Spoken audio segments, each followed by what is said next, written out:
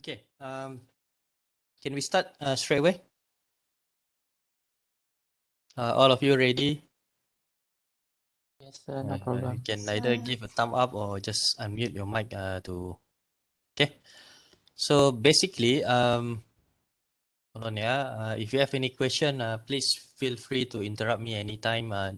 You don't have to wait until the end of the session to ask the questions. You can unmute your mic anytime to ask questions.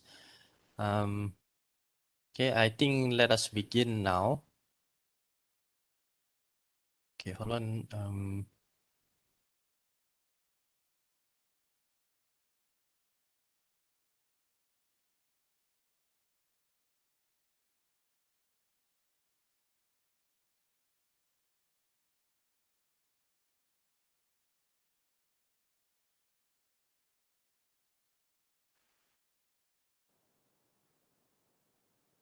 Okay, can all of you see my screen? Boleh nampak screen? Boleh, sir. Boleh? Okay, good. Okay, what we are going to do today is basically on the introduction to water treatment system design. Not basically a design, but it is some kind of introduction to the typical water treatment system of what we have here in Malaysia. I believe for chemical engineering students, you have learned about somehow about water treatment, disinfection, and so on. About this coagulation, flocculation, sedimentation processes. Those are what we are using currently in Malaysia. But what you have learned might be slightly different in practice in terms of the implementation, particularly what we have in Malaysia. Because most of our reference does not really come locally. Most of our reference mostly come from UK, US, some from China, from Taiwan, and so on. So some of what you have learned might not be practiced here in Malaysia.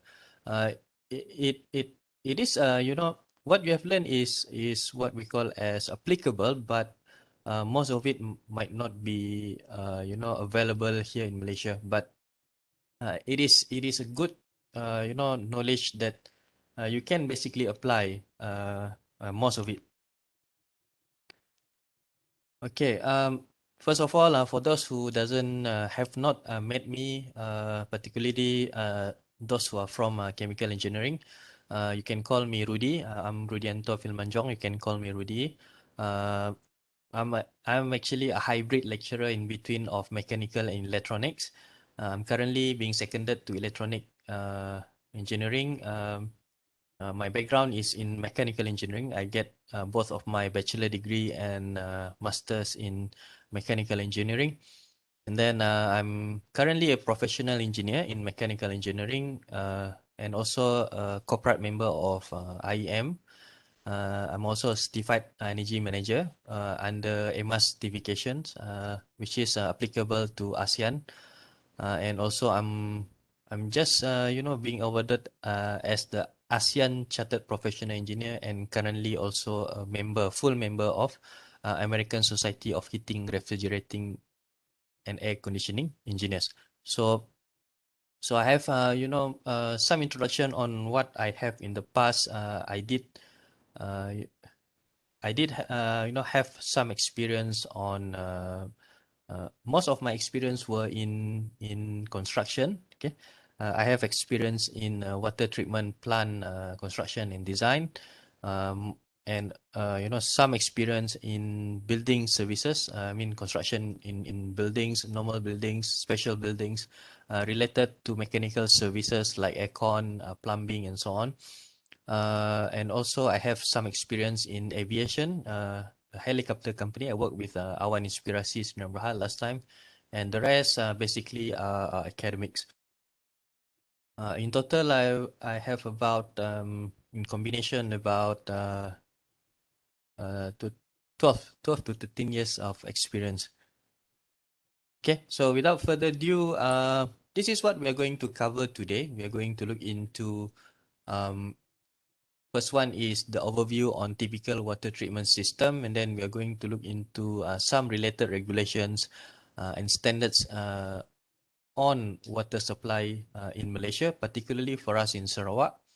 And then uh, on water storage and capacity, how do we define it? And also water delivery, okay, which is related to pump and piping.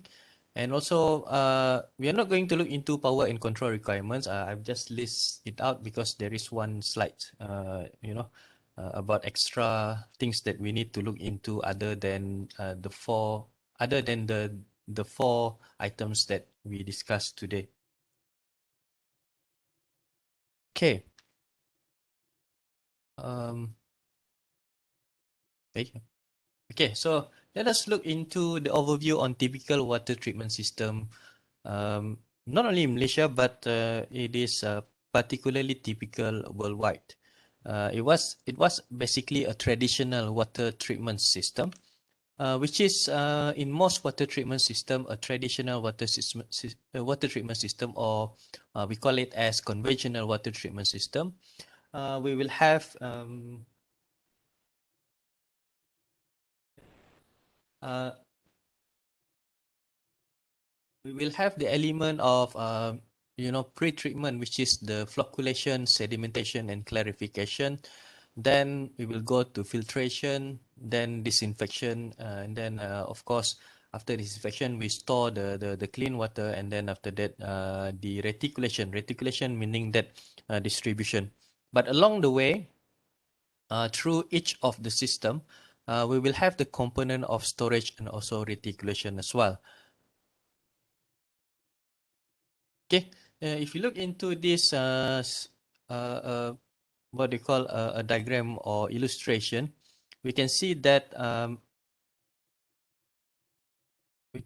this is a typical water treatment system where the system is actually treating a surface water. Surface water can actually be any water that we obtain from you know from the source on the surface, like a river, sea mungkin tak lah kot, sebab sea kita perlu extra treatment for the desalination. Maybe lake, maybe we have gravity feed kind of water.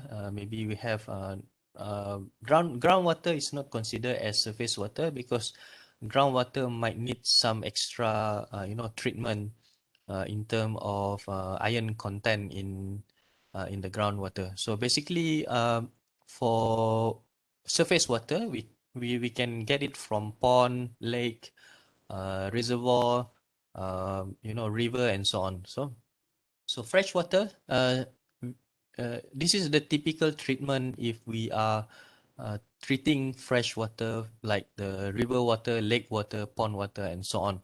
So from the intake, normally we will have some kind of screen or preliminary treatment that actually prevent the big chunk of suspended particles or any objects, preventing them from getting through and going into our pumps. So to make sure that our pumps is not being, is not subjected to any dangerous materials such as logs, such as small, small gravel and so on, which in time might actually cause the pump to be, the wear and tear will be much faster as compared to the water that is being, screened or being not to say filter, but mostly screened to eliminate the bigger objects or bigger suspended particles that basically can cause the damage to our pump impeller. And then after that, most of the time in Malaysia, we call this pump as the treated, the raw water pump. And normally kita panggil ni raw water pump. Then depending on the quality of the raw water, we will go either by pre-chlorination if there is a need for pre-chlorination. This is depending on the water sampling, the continuous water sampling that is taken from the raw water. And then after that, also depending on the quality of the raw water, we might need to add chemical coagulants. And then from there, it will be coagulation and flocculation process before going to the sedimentation process. And then after that, only we will get what we call as the settled water. So here is the raw water at this point, and then we have a settled water after the flocculation. Sorry, after the sedimentation. The term that we normally use, raw water from the intake, and then after that, after the sedimentation, process, there will be what we call as settled water. Sekejap kalau nak senang, okay. Normally here we call it as raw water. Okay, sampai sini, this is settled water.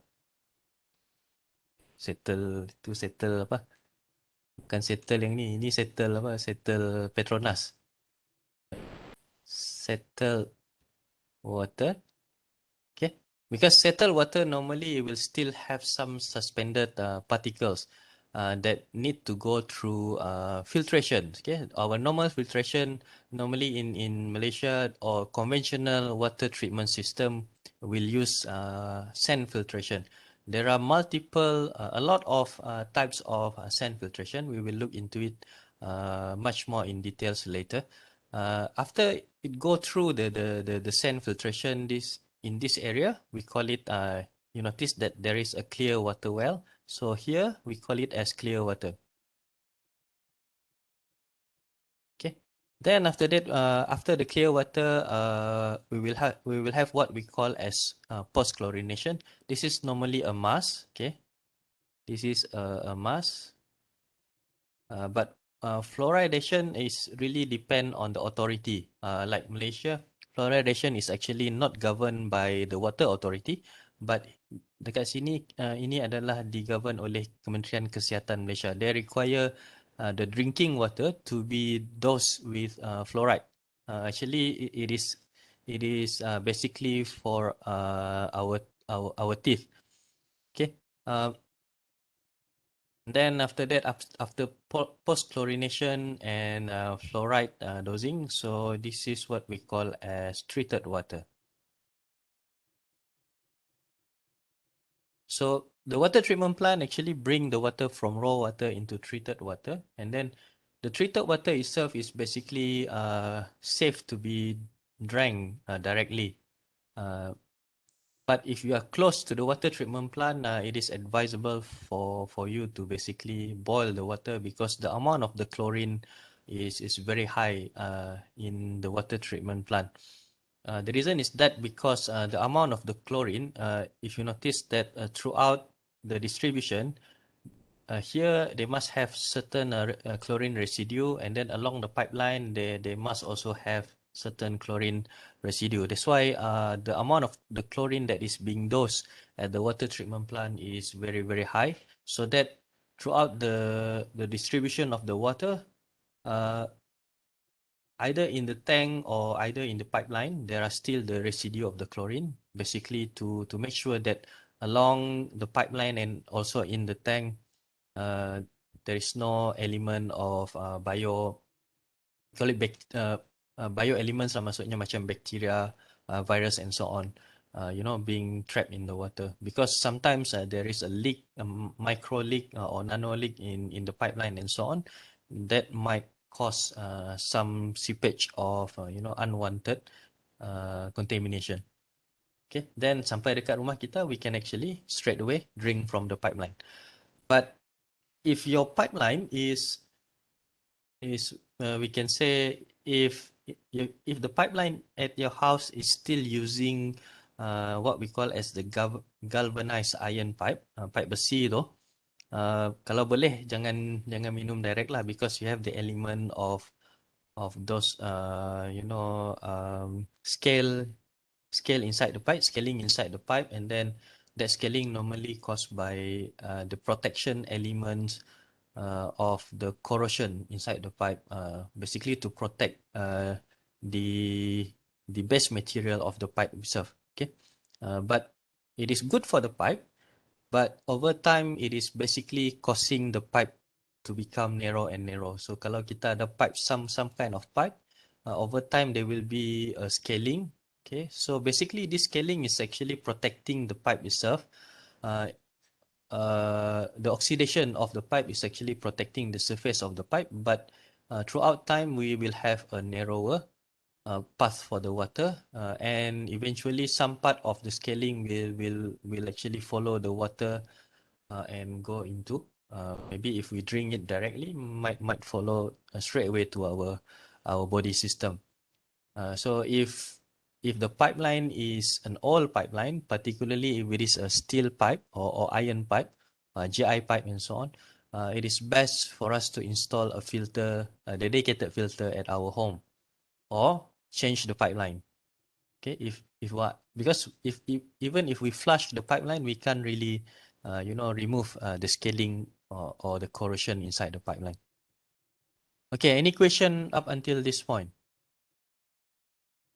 Ada soalan? No, sir. No? Okay. Can I proceed? Okay, so basically, what is flocculation, sedimentation, and clarification?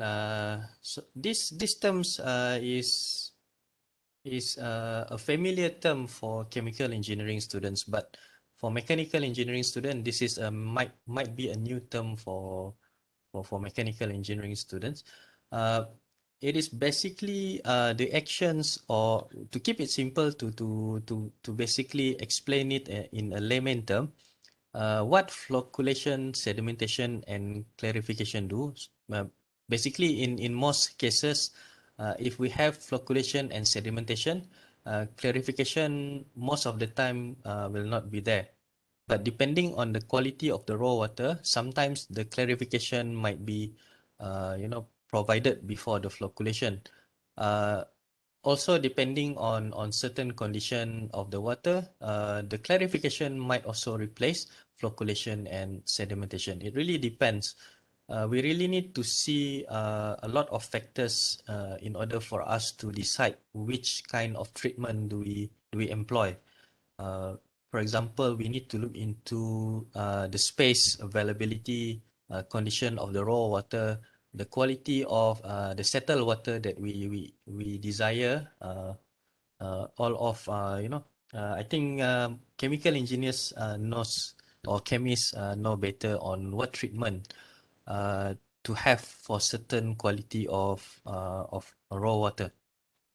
That's why in most department that that are dealing with water supply, they will have a few chemists that are working to decide on what kind of treatment is needed for the water supply, or on that application, or for the water supply that is going to the public. Okay, so basically flocculation is intended to provide an increase in number of contacts between coagulated particles suspended in the water by gentle and prolonged agitation. So what it does is basically flocculation.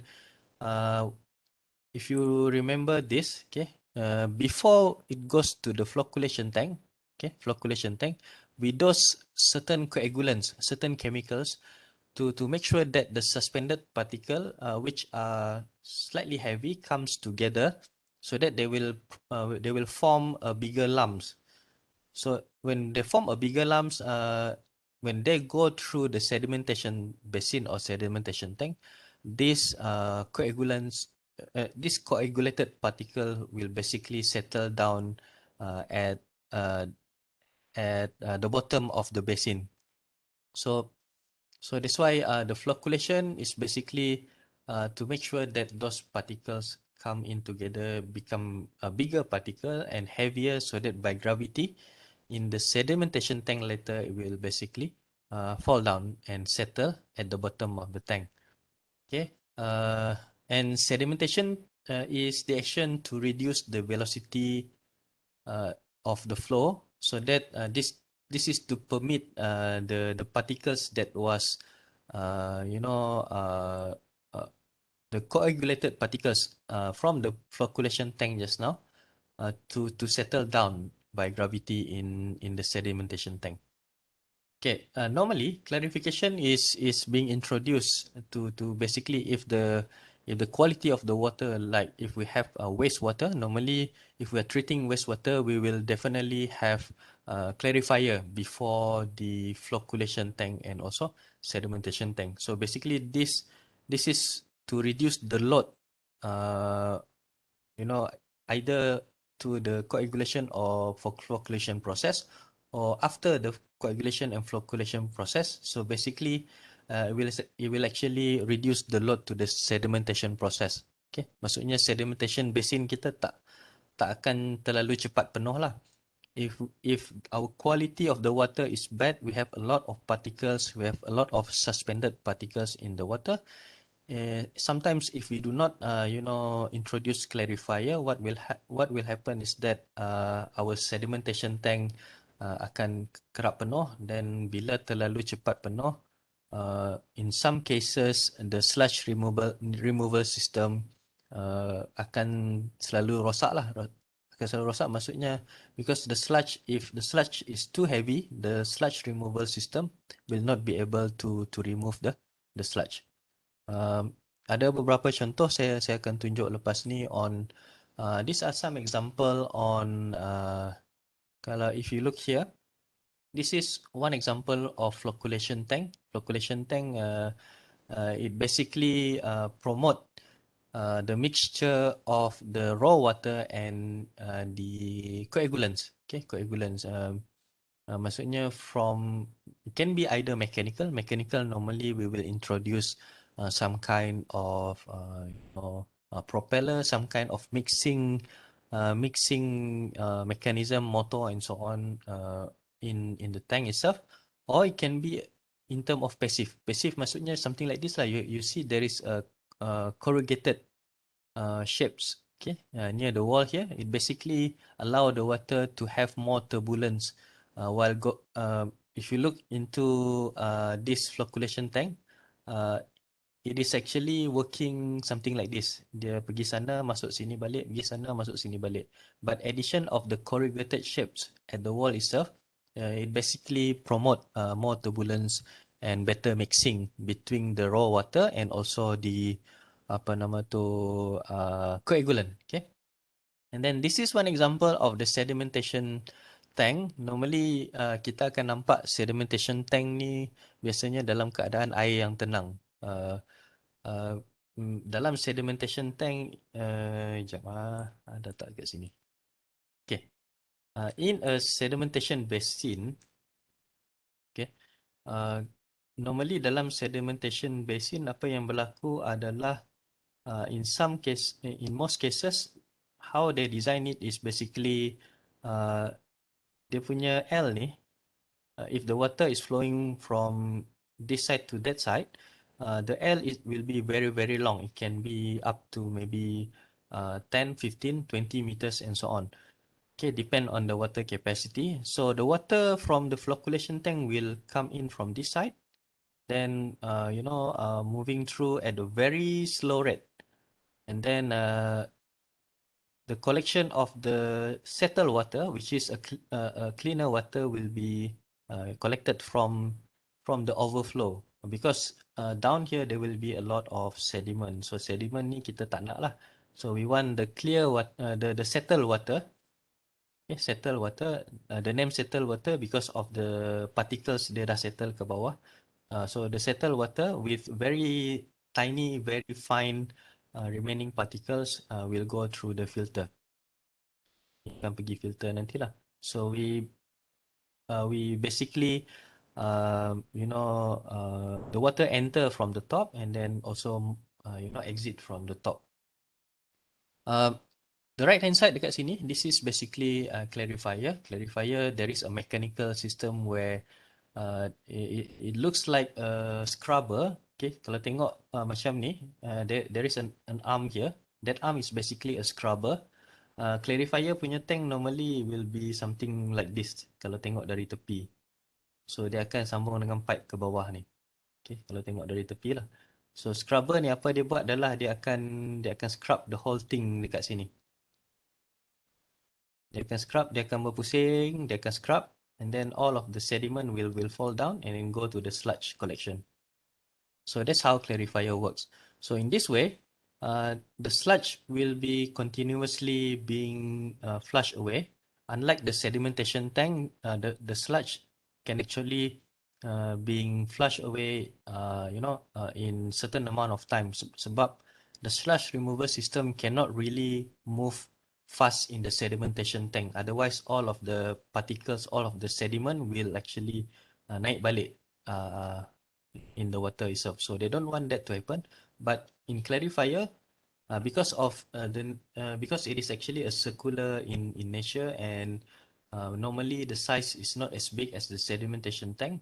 Normally, what they have is that they will continuously move because whenever that they have the sludge being settled down here, uh, what the scrubber do is just scrubbing all of the sediment that are attaching to the wall of the clarifier. Okay, but the clarifier cannot really works as good as the sedimentation tank. Even though we have the clarifier, we still need the sedimentation tank for the coagulated particle to settle down. Sebab clarifier, any macam mana pun, only the heaviest particle will fall down. The rest will still be suspended in the water, which will be bad for our filter later. Okay, this is one example of flocculation tank. Okay, ini dekat, ini di Sarawak. This is what we have in Betong Water Treatment Plant. Notice that it is just a simple wall, and then the water is actually moving from here. Dia daripada sini, okay, pergi ke sana. Okay, dan air tu akan gerak ke sini, pergi masuk ke ruang kecil ni, dan pergi ke sini. Okay. So the reason we have this small opening here basically is to promote turbulence. When turbulence is there, the mixing, we know that when we have a liquid or when we have a fluid, basically a fluid, when we create more turbulence, we will have a better mixing between the elements inside the liquid itself. So when we have a coagulant being dosed into the coagulant, dia dose dekat dekat awal ni tadi. When we have a coagulant being dosed into the raw water, we need some kind of turbulence to assist us in mixing the coagulant chemicals in a proper ataupun the best lah, maksudnya dalam keadaan yang sangat baik, so that the sedimentation will happen much better later. So flocculation tank ni, there are two, it is actually moving that way. Dia akan pusing sana, pusing sini dan sebagainya. You notice that the opening, the gap between each of this panel is getting bigger and bigger. Okay, towards the end, the flow is getting much faster and faster into the sedimentation tank. Okay, this is one of the sedimentation tank at the same plant. You notice that the water is actually kalau tengok dekat atas ni, okay, itu adalah dia punya flocculation tank, and over here is the sedimentation tank. Water is actually moving towards this side. Okay, so you tak nampak air melimpah because air melimpah dekat bawah ni. There is basically a gap in between of this. Okay, di mana air akan melimpah masuk. Okay, so this is how you can see that the water is very calm. The water is moving, but it is moving at a very slow rate. Okay, ini keadaan when we want to basically clean the sedimentation tank. You can see that a lot of the sludge. Okay, ini dalam flocculation tank. You can see that sludge are actually being accumulated in the flocculation tank and also in the sedimentation tank. This is what I meant with the sludge removal system. You can see that this is there is a chain here. This is a sludge removal system, di mana that sludge removal system is basically working Dia macam scrubber. Kalau kita tengok dari tepi ni kan, that sludge removal system is basically just like a scrubber. Dia diikat pada chain. Okay. Apa yang berlaku adalah that sludge removal system akan bergerak macam tu. Okay, dia akan bergerak, lepas tu naik, dia akan bergerak lagi untuk buang sludge. So tepi ni akan ada longkang. But then what happened to this sludge removal system is that um, this is most of the time due to the operator punya fault lah. Because what happened here was the operator did not really do frequent cleaning to the sedimentation tank. They does not really do frequent operation of the sludge removal system, because the sludge removal system when sebab dia dalam bentuk, kalau kita tengok dari atas atau dari depan, this is kalau kita tengok dari sini, the sludge removal system itself is actually macam bulldozer, but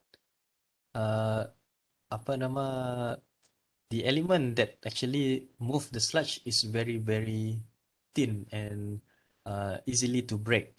So what happen is that kita tak dapat nak buat this element with a heavy metal and so on, otherwise we need very large motor to run it.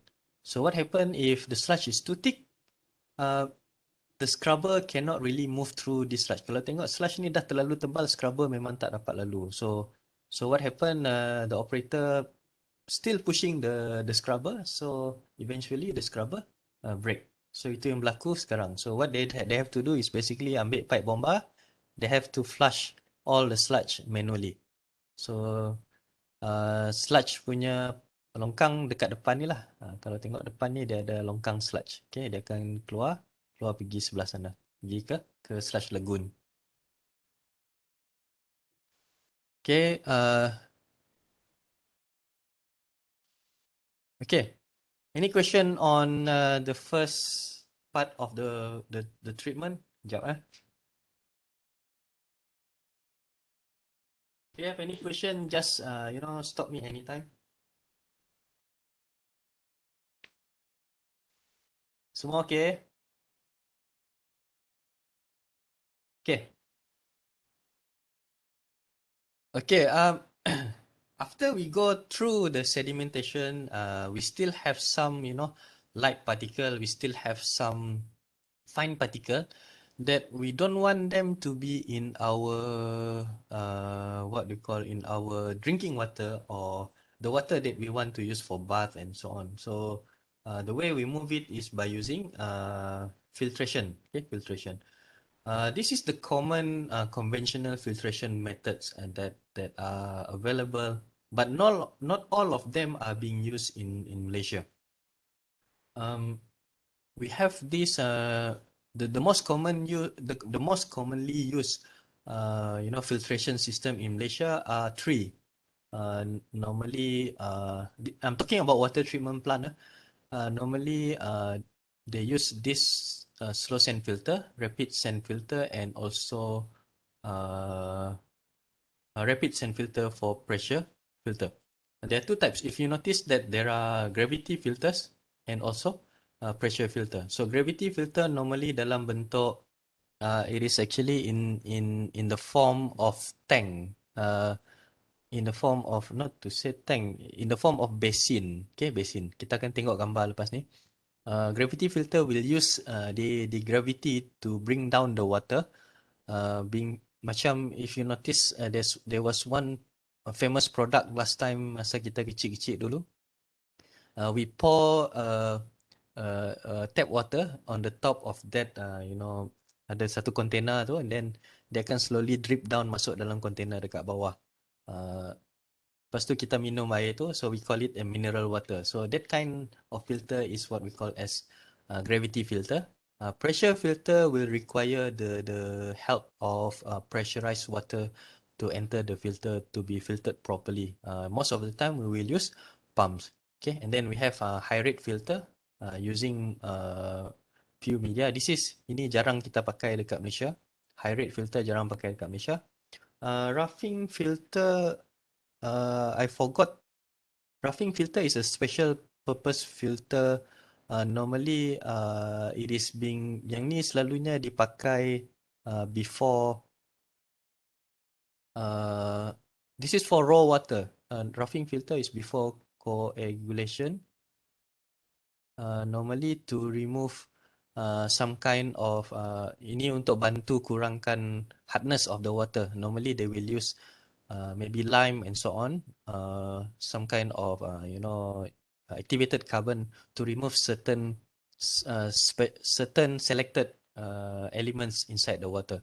So roughing filter normally they use it for raw water. Okay, the rest normally used for settled water. Okay, ini contoh filter. This is the common sand filter. Okay, ini adalah sand filter. Okay, sand filter you can see from the top. This is the look of the gravity. This is gravity filters of sand filter. This too is considered as a rapid sand filter. Because if you can see that, how do we determine whether it is a rapid sand filter? Normally we will, if we just looking by bare eyes, mungkin susah sikit lah. But if you know the system of the underdrain system, if you know the flow rate, if you know, because the design of slow sand filter and rapid sand filter, they are most of the time in term of shape, they might be similar. The difference is that only the media. Okay, normally a rapid sand filter will have normally rapid sand filter will have less deeper media as compared to slow sand filter. Okay, maybe kalau tengok secara kasarnya, if the design are the same, maybe rapid sand filter will have this amount of media, slow sand filter will have this amount of media. Okay, and then another example, another techniques to identify rapid sand filter is that the backwash system. Kalau dia ada backwash system, kalau ada backwash, so this is rapid. Without backwash system, it is considered as slow. So this is slow sand filter. Slow sand filter will have a low flow rate. So how do they clean the filter? For rapid sand filter, they will use backwash, but slow sand filter they will remove. Okay, bila filter tu dah sumbat, what they will, because when the filter sumbat, dia akan ada satu layer on the top of that filter. They will just remove that layer, buang, and then they will have a clean layer of sand. Okay, so ini yang berlaku lah. You notice that dia buang semua layer ni. Okay, because these are the one that contribute to the clog of the filter. So bila dia buang, the filter can actually be in use again. That's why they need a very deep filter bed. They need a very deep filter media, so that they can actually remove the layer before they have for several, maybe 10 to 15 years before they basically have to change the whole media. Okay, ini contoh roughing filter lah. Roughing filter normally for raw water. Okay, normally the flow is going towards that way, pump masuk dalam tank and then going into the sedimentation tank.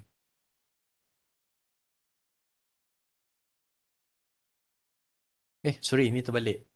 This is pre-sedimentation tank. Pre-sedimentation tank masuk dalam tank and then going into the roughing filter, then baru dia pergi sedimentation.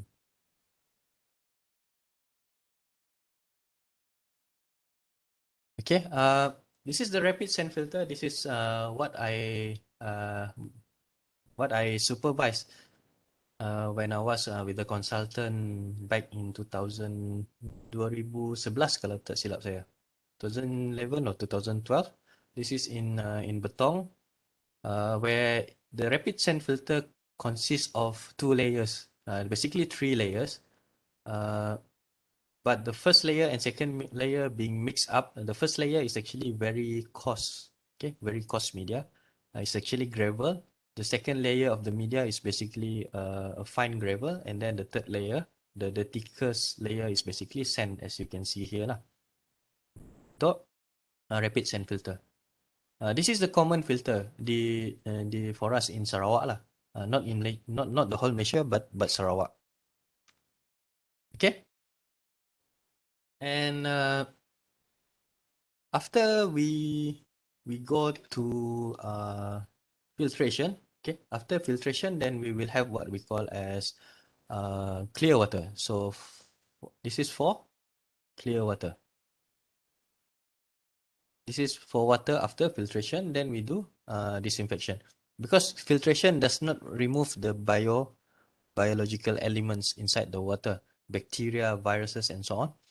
So basically, we need some kind of chemical treatment or some kind of other treatments that can deactivate or inactivate the bio elements.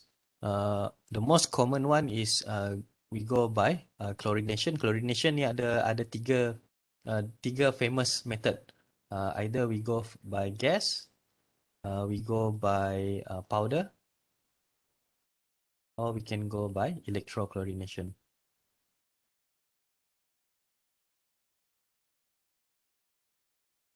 Okay, ni dia pakai brine solution lah. The most famous one in Sarawak setakat ni these two gas and powder. We have one electrochlorination so far. We have two. One is in Sibu and the other one is in Muka so far. Yang berani guna electrochlorination. The reason is for gas, sebenarnya the safest is basically powder chlorination. They're using sodium hypochlorite. Okay, sodium hypochlorite is one of the elements inside our bleach lah. They dose in sodium hypochlorite. This is among the three method. This is the safest, because gas is basically pressurized. Issue dia adalah explosion and so on. And electrochlorination, this will in the process of getting the brine solution, in the process of producing the brine solution, it will actually release hydrogen. So this is the danger of electrochlorination. Electrochlorination will require some method to dispose the hydrogen properly. Otherwise, there will be a danger of explosion as well. So gas and electrochlorination having almost similar issue. But gas is a control because gas chlorination, whenever that one cylinder is missing, the authority will question the supplier of the gas. Sebab chlorine gas is one of the element that can be used to actually produce bombs. Okay, untuk chlorine gas ni lah, dia sebenarnya satu elemen yang digunakan untuk buat bom. That's why very sensitive lah untuk gas chlorine ni. So kalau satu tong hilang, dia kena cari sampai dapat. The supplier kena cari sampai dapat. There is one cases in Limbang, dekat Limbang. Normally for water treatment plant at rural area, what we have for the sedimentation or sludge disposal, normally we will have sludge lagoon. Okay, biasanya kita akan ada sludge lagoon lah. So dalam sludge lagoon ni biasanya boleh tahan sehingga dalam maybe 20 tahun, dan if the sludge is not that bad, it can actually last for 20 years. So what happened during one day in Limbang, the regulator or the valve of the chlorine gas cylinder is leaking. They cannot really maksudnya sebelum dia pergi kepada regulator tu, if you have the cylinder kan, ada cylinder tu, okay, kan dekat cylinder tu ada valve. So dekat valve tu, valve ni leak. So dia tak dapat nak pasang dekat regulator. So what happened is that all of the water treatment plant operator panic. So what they did was they just bring the cylinder and throw it into the lagoon.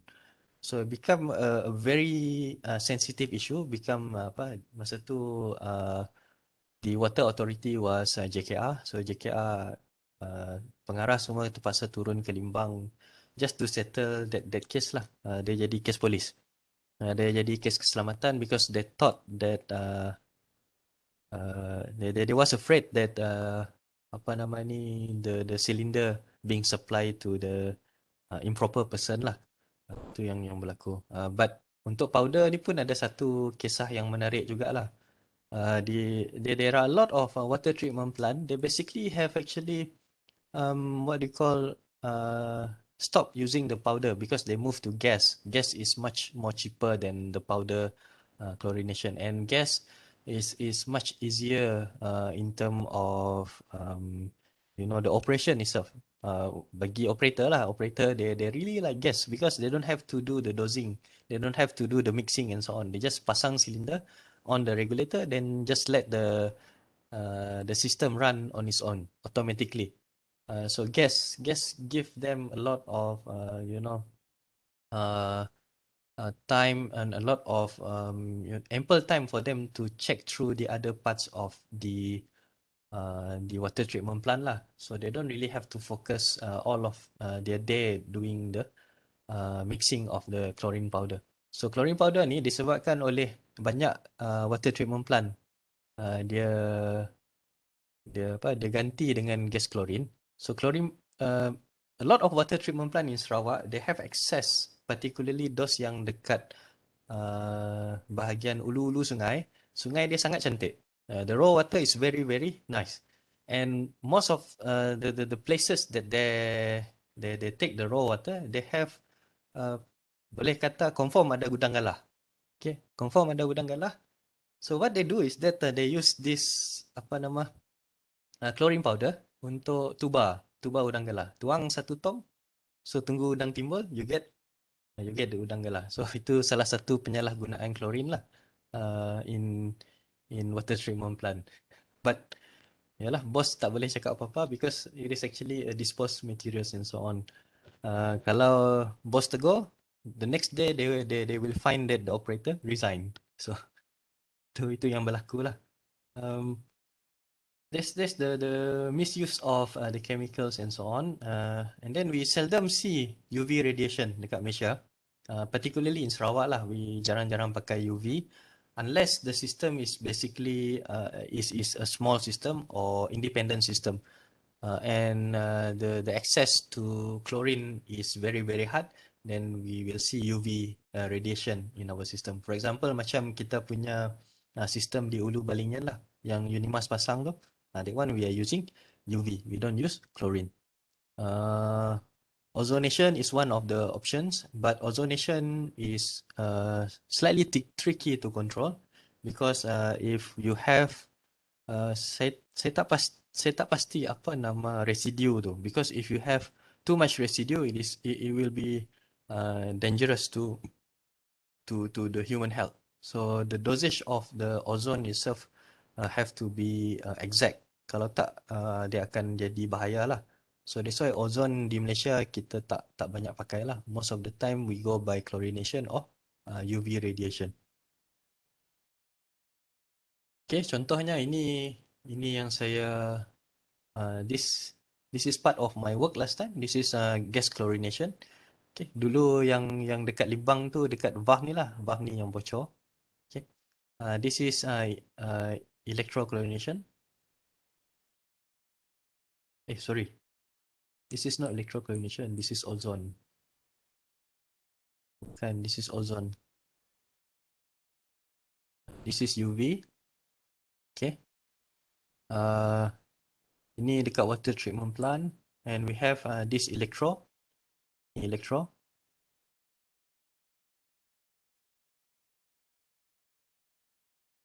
Ini saya tak ingat plant yang mana ni. Ini Limbang ke Mukah? I don't remember. And this is in Tapah. Tak jauh dari sini lah. This is in Tapah. They are still using powder. This is the chlorine powder. Dia ada penimbang. This is you notice that this is the mixer. So every day they have to pour in the chlorine. uh, untuk masuk dalam mixer ni. But during the time we visit this water treatment plant, this is no longer being used lah. Kalau tengok dia punya mixer dah hilang. Yeah. They are no longer mixer there. But they are supposed to be a mixer pergi dekat bawah ni lah. Supposed to be something like this. Dia akan mix dalam tangki ni.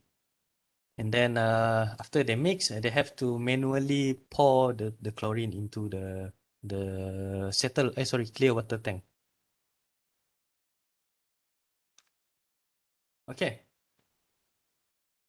And the next part for the important part for water supply system, of course, you need to store the water. Okay, storage of the water. There are a few categories of water storage tank. One is the reason for us to have water storage tank. One is for for storage lah, untuk simpan supaya in case of water interruption, it will be the effect to the consumer or the effect to the end user will not be immediate lah. They will have certain time to prepare and so on. They will have ample time of water storage. Normally in the city, they will keep the water enough for at least 1 day of usage. Okay, sometimes it become as a balancing tank. Balancing tank ni maksudnya if you have a pump from water treatment plant going into a high level tank, okay, masuk dalam high level tank, this high level tank, then after that baru dia distribute kepada users. Okay. So the effort to pump daripada WTP ni, daripada water treatment plant, daripada water treatment plant pergi ke tank is much less because if this is pumped directly to the user, what will happen is that each user will have fitting. Setiap user ni akan ada fitting. So whenever that each user open the fitting, the pump have to work harder and harder and harder. So pump tu akan sentiasa berada dalam load yang tidak tentu lah. But then if we have a tank, we can guarantee the pump will always operate at a constant, condition, almost constant condition. So that it will actually, it will actually give the pump a good life cycle lah. Maksudnya dia akan tahan dengan lebih lama sikit. Okay. So this is what we call as the balancing tank. So balancing tank meaning that we pump it to the high level and then the gravity will take care of the variation of the pressure required by the end user. Bukan pump yang directly pergi take care because mechanical equipment normally if we run a mechanical equipment continuously, it will come with a much larger cost compared to the operation by gravity. So gravity is much better if you are talking about variation of requirement or variation of need of the consumer. So satu untuk store supaya bila ada interruption we don't have immediate immediate apa kita panggil tadi immediate effect to the end user, dan satu lagi sebagai balancing tank lah. Okay, and then we have the reticulation. We are going to cover these two in depth after this. That's why saya tak letak banyak detail on storage and also reticulation. Reticulation is actually distribution. Nama lain dia distribution. But we don't use the term distribution in water supply. We use the term reticulation. So reticulation consists of two things: a pipe, normally pipe and fittings lah. Piping and fittings. Fittings normally like elbow, valve, and so on. This is to basically bring the water from the source to the consumer or to the user. And also pumping system, it is basically to provide the movement of the water from the source to the end user ataupun or to the tanks. Okay. So that is basically on what we call as the typical water mana tadi? Typical water treatment system. Apa yang kita ada mostly in Malaysia lah. So any question? Any question before we move to the next part?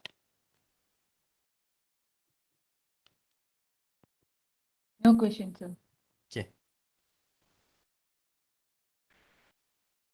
Okay, kalau tak ada soalan, sekejap ah.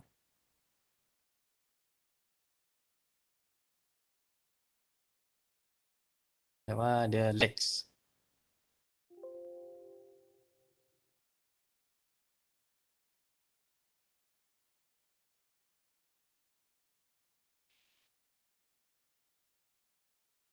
Okay, in Malaysia, particularly for us in Sarawak lah, we have when we design a water treatment plant, we have or even if we design a water supply or water reticulation system to buildings, we have these two important regulations or two important key guide that we need to follow. One is the Water Ordinance 1994. This is basically kalau tengok ini adalah on administration. Okay. And we have this Water Supply Regulation 1995. Dia ada bylaws, and bylaws is on the technical aspect. The technical aspect. Maksudnya, if we want to design the water supply system, we have to follow the Water Supply Regulation 1995. This is for Sarawak. Because uniquely for Sarawak, we do not employ the Water Services Industry Act and its regulation. Unless it is not stated in both of these ordinance and regulations, then we employ the Water Services Industry Act. This is for federal. This is applicable for most states in Semenanjung and Sabah, but some states they have their own enactments.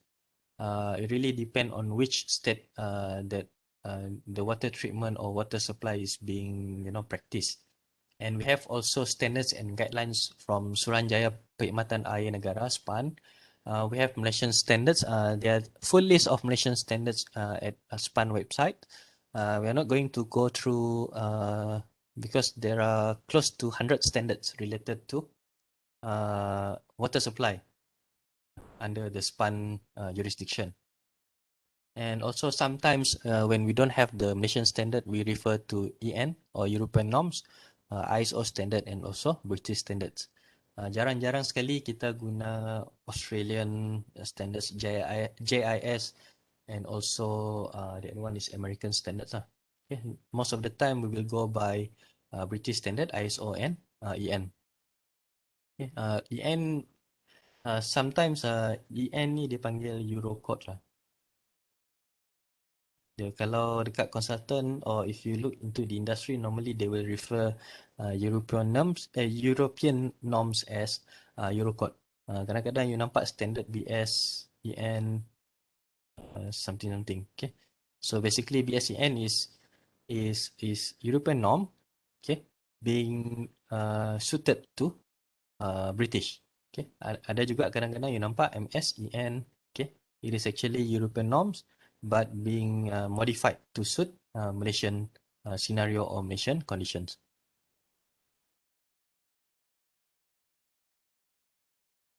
Okay. Okay. We have to normally we will refer kalau di Malaysia lah. Di Malaysia normally we will refer to national standard on drinking water quality by Ministry of Health. Okay, daripada KKM. Dokumen dia berbentuk lebih kurang macam ni lah.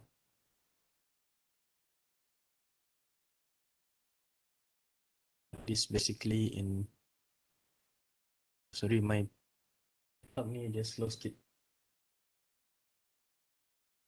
Sekejap mas, I think I just off my video dulu.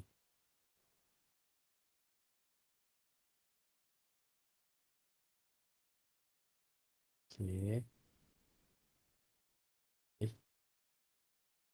Okay, this is what we have for if I believe 3 of you kan siapa? I didn't get your names just now.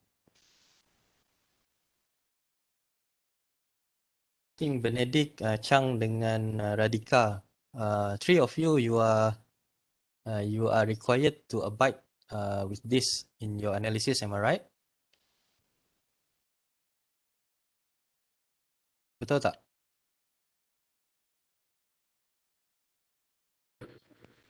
You mean for the project, sir? Yes, for the project. You have to follow this, right? We are not really sure yet sebab kami akan jumpa project leader Rabu ni dulu. Oh, Rabu ni. Bila? Kau apa? Pukul 9 rasanya. Pukul 9. Saya rasa macam ada meeting pukul 9 tu. Tak apalah kot. It's okay lah. Kita jumpa sekali lah. Okay, sir. Okay, so basically if you are doing lab analysis and so on, this is the benchmark that you have to look into lah. Maksudnya kalau macam, kalau you tanya saya tak berapa, because normally for us, we don't really do it ourselves. We normally rely on other professionals to do it for us lah, those yang qualified. So kalau ni this is the recommended raw water. Dia ada dua lah, recommended raw water quality yang from the intake. For us to be able, kalau kita nak ambil raw water quality tu, you have to abide to this. If you want to take some raw water from maybe lake, river and so on, you have to abide, make sure that the raw water comply to this. And also this is the end product. The water that has been treated must follow this table 2 punya standards or standards. This is from Ministry of Health. So kalau any of the parameter that is not outlined in the Ministry of Health standard, then we follow the WHO. So WHO ada standard dia juga. Anything that is not available dalam MOH ataupun KKM punya list, then we follow the because this is very long. So you boleh ambil ni nantilah. Saya akan bagi semua.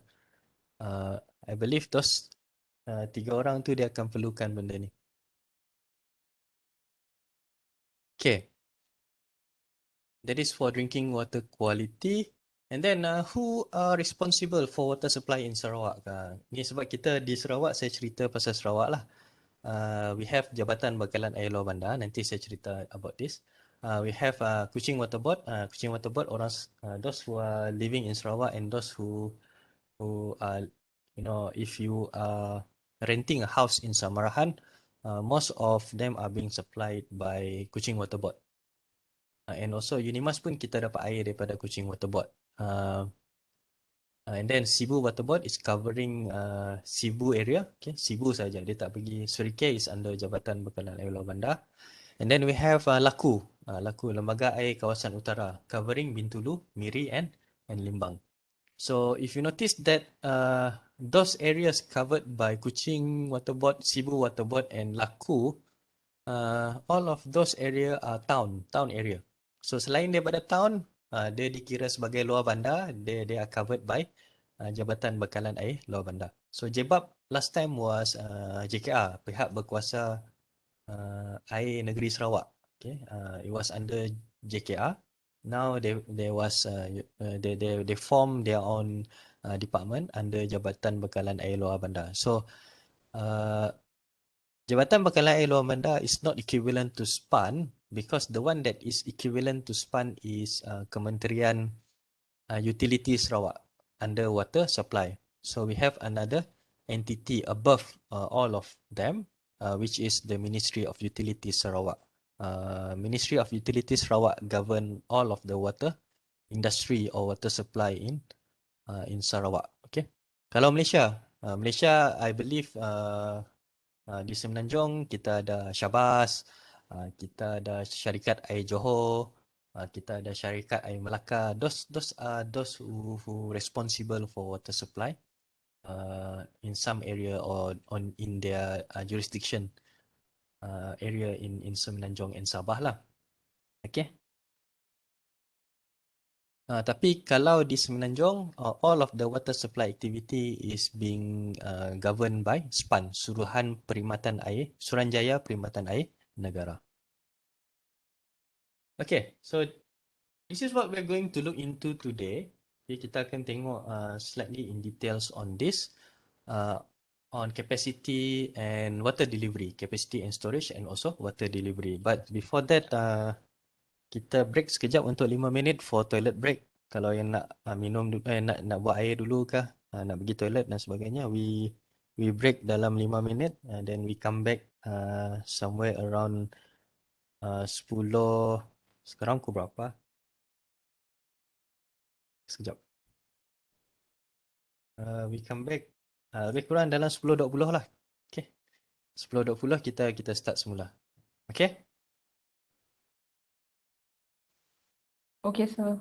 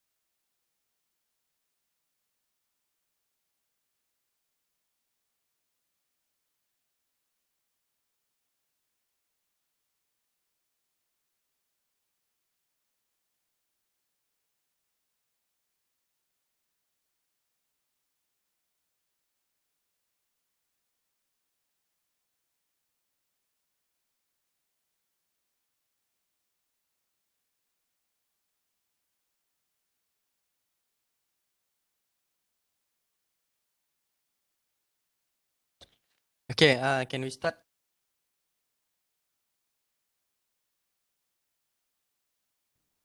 Okay. I hope all of you are here already.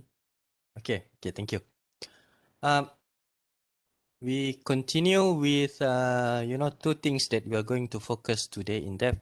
Not really in depth, but at least with this information or with this knowledge, you should be able to properly size the storage and also pipe and pumps. Okay. Um, So we're going to look into storage and also water delivery for the rest of the session after this. First thing first is that let us look into the capacity and storage, which is on the tank sizing. Why dia tidak bergerak? Okay, tank sizing. Okay, so how do we basically size a tank? How do we basically determine the size of a tank? Okay, normally what do we do is that we refer to either one of these. Either the amount is basically more or less the same, but the latest is from SPAN Uniform Technical Guidelines. Okay, on water reticulation and plumbing.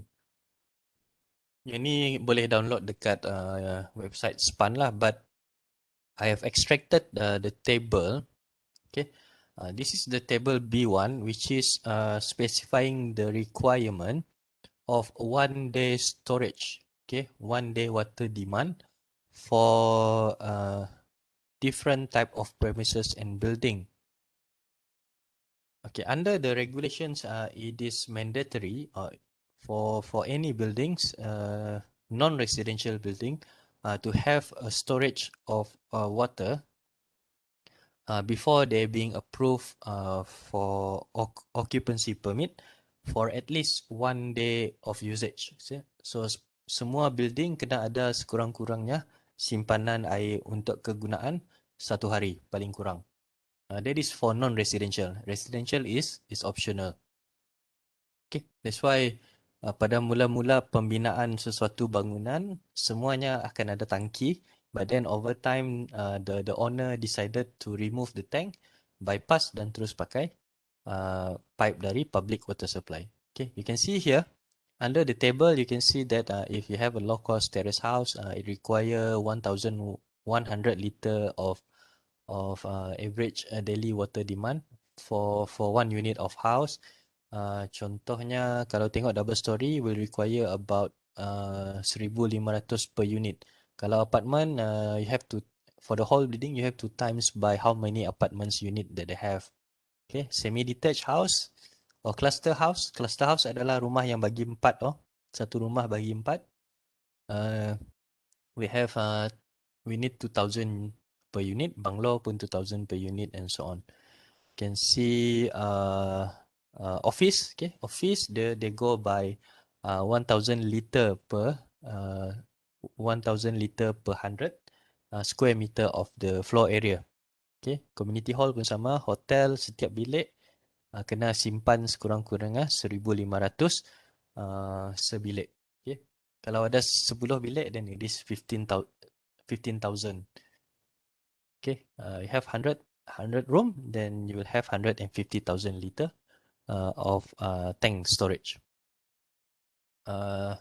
Institution, okay, educational institution. Contoh macam kita di university, we need 100 liter per student. This is not for those who are living at the hostel. Kalau dia tinggal dekat hostel, then we have to follow this 250 liter per student. So this is for day operation only. It is 100 liter per student. Okay, ini hospital per bed 1,500. Okay, 1,500 liter per bed and so on lah. So others, okay, dia tak semua dia ada dekat sini. For special purpose, it will require the developer and owner to specify. It should be estimated by owner, engineer, developer, or any professional that are able to basically quantify the demand of the water. Okay, so ini satu reference yang kita boleh tengok. The other one is basically from the water supply regulation. This is Sarawak. This is untuk Sarawak. Kita ada water supply regulation. It is under clause 61. Okay, clause 61. Okay, di bawah water ordinance under clause 61. Kalau bawah clause ini tak sebanyak apa uniform technical apa nama tadi? That uniform it is not as much dia punya list tak sepanjang uniform technical guideline daripada SPAN ni lah. So if you see later, sekejap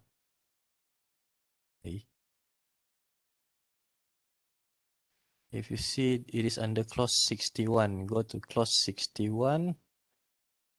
Okay, this is the only data that they have for us. Okay, in Sarawak we have residential house, rural house, rumah kampung, shop houses, hotel, okay, hostel and boarding, okay, 250 liter per students. Day school per head is 30 liter. Other have to be estimated by the engineers. So depending on the judgment of the professional, so what they did is if it is not listed here, normally we will refer to SPAN. Sebab kalau nak kira satu persatu, if we have maybe around 30 projects to carry on, we don't have the time to calculate for each of that. So normally we will follow the standards because manusia yang hidup di Semenanjung Malaysia sepatutnya sama seperti manusia yang hidup di Sarawak. So on that basis, the people behavior does not differ much, so we can basically use the guidelines from SPAN in certain cases lah. So anything that we don't found in the water ordinance, we can actually employ apa nama ni the SPAN guidelines. Okay.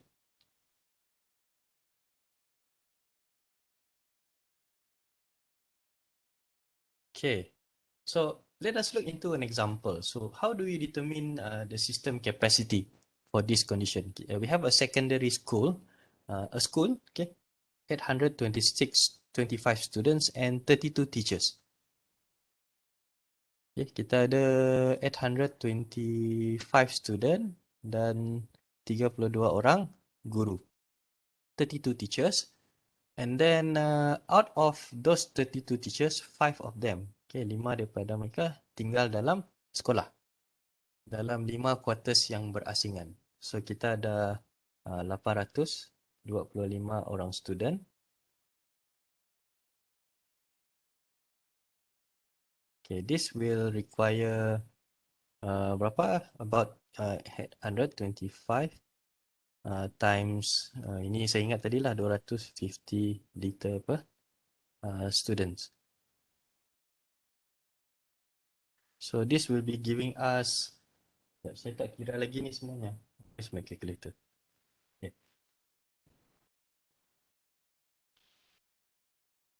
So this will give us 206 250 liter, okay, for 1 day of use. And we have 32 teachers, but notice that we have 5 teachers. 5 teachers who is resident inside the school. So for this, we cannot refer to this 200 liter per student. So kalau untuk tu, we have to refer it as a house. For this case, for that kind of case, we can go by quarters or apartment and so on. So maybe we can say it is apartment or quarters. They are giving 1,500 unit, 1,500 liter per unit. So kita boleh guna that kind of justification. Okay, for that, this is 1,500 liter kali dengan 5 units. So this is giving us 7,500 liter. So what about the other 27 teachers? Okay. Kalau tengok SPAN punya guideline, kalau kita tengok SPAN punya guideline kan, if you go into SPAN punya guideline, dia tak ada, doesn't mention any teachers and so on. Even if you go to office, kalau kita nak cakap pasal office, we don't know what is the floor area for the office. So what we can do is that we just estimate. We can use, if you want to become on, if you want to go on the high side, we can use the education institution, or if you are confident with the low side of the estimation, you can use the day school. Use 50 per student or 100 per teacher. So I want to be safe. So engineer biasanya dia akan apa? Akan ada ketakutan sikit lah. So bila ada ketakutan, kita pakai yang 100 tu lah. So this will be 100 per teacher.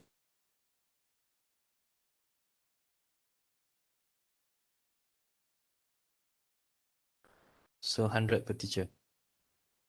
100 liter times 27.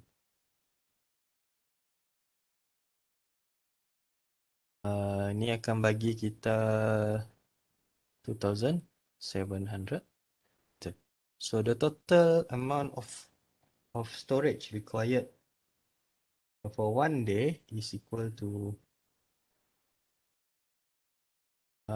this is 216. Okay. If it is in town area, we can use 216,450 liter of water for the tank size. But for example, if we are in the rural area, it is recommended, if possible, to have more than one day. Maybe we go for kalau dapat pergi 7 hari for 1 week, just in case, because normally in rural area, if we have problem with water supply, the service and maintenance or repair team will come in very late. So basically for rural area, we might have to double up or triple up the storage. So kalau rural area, maybe we have to put it as,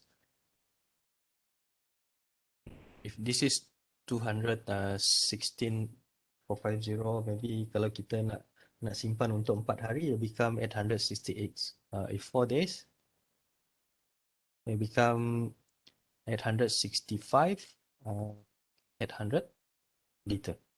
So if you want to find the tank or build up the tank that is according to this exact capacity, it will be very hard lah. So apa yang kita buat most of the time, we don't go by 216 450 liter. So what we do is we go directly, maybe for this case, you can go either 220,000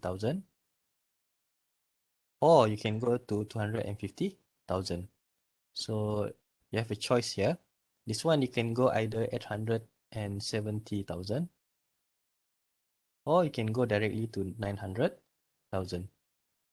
Okay, doesn't matter because the more storage doesn't really hurt, except that you have to consider the cost effect to the, if you are building a concrete tank, it might be expensive, but if you are using poly tank or plastic tank, it might be not as expensive as the RC tank. RC is reinforced concrete tank, so we might be able to tolerate up to 900,000 liter, because it is quite hard for us to find exact volume of tanks, particularly the tank that we have to buy in the market. So this is how we calculate the demand of the water and hence the storage required for at least 1 day or more than 1 day. Okay, dia tak habis di sini, but then when we calculate this, it will come to, this is the capacity, okay, and for us to move further, for example, if we are supplying for 1 day, okay, then our what they call, if we are talking about 250,000 liter, or we are talking about 200, let's say for example we settle with 220,000 liter of water, the demand for 1 day, then we have to translate into flow rate. Okay, kenapa perlu jadikan dia flow rate? Because that flow rate will be the parameter that we are going to use to size our pump and pipes. Okay, ini akan jadi kita punya parameter untuk kita sizekan kita punya pump dengan pipe. So 220,000 liter per day is basically equivalent to if you this is already a flow rate to 220,000 liter per day. If it is 220,000 liter per day, if you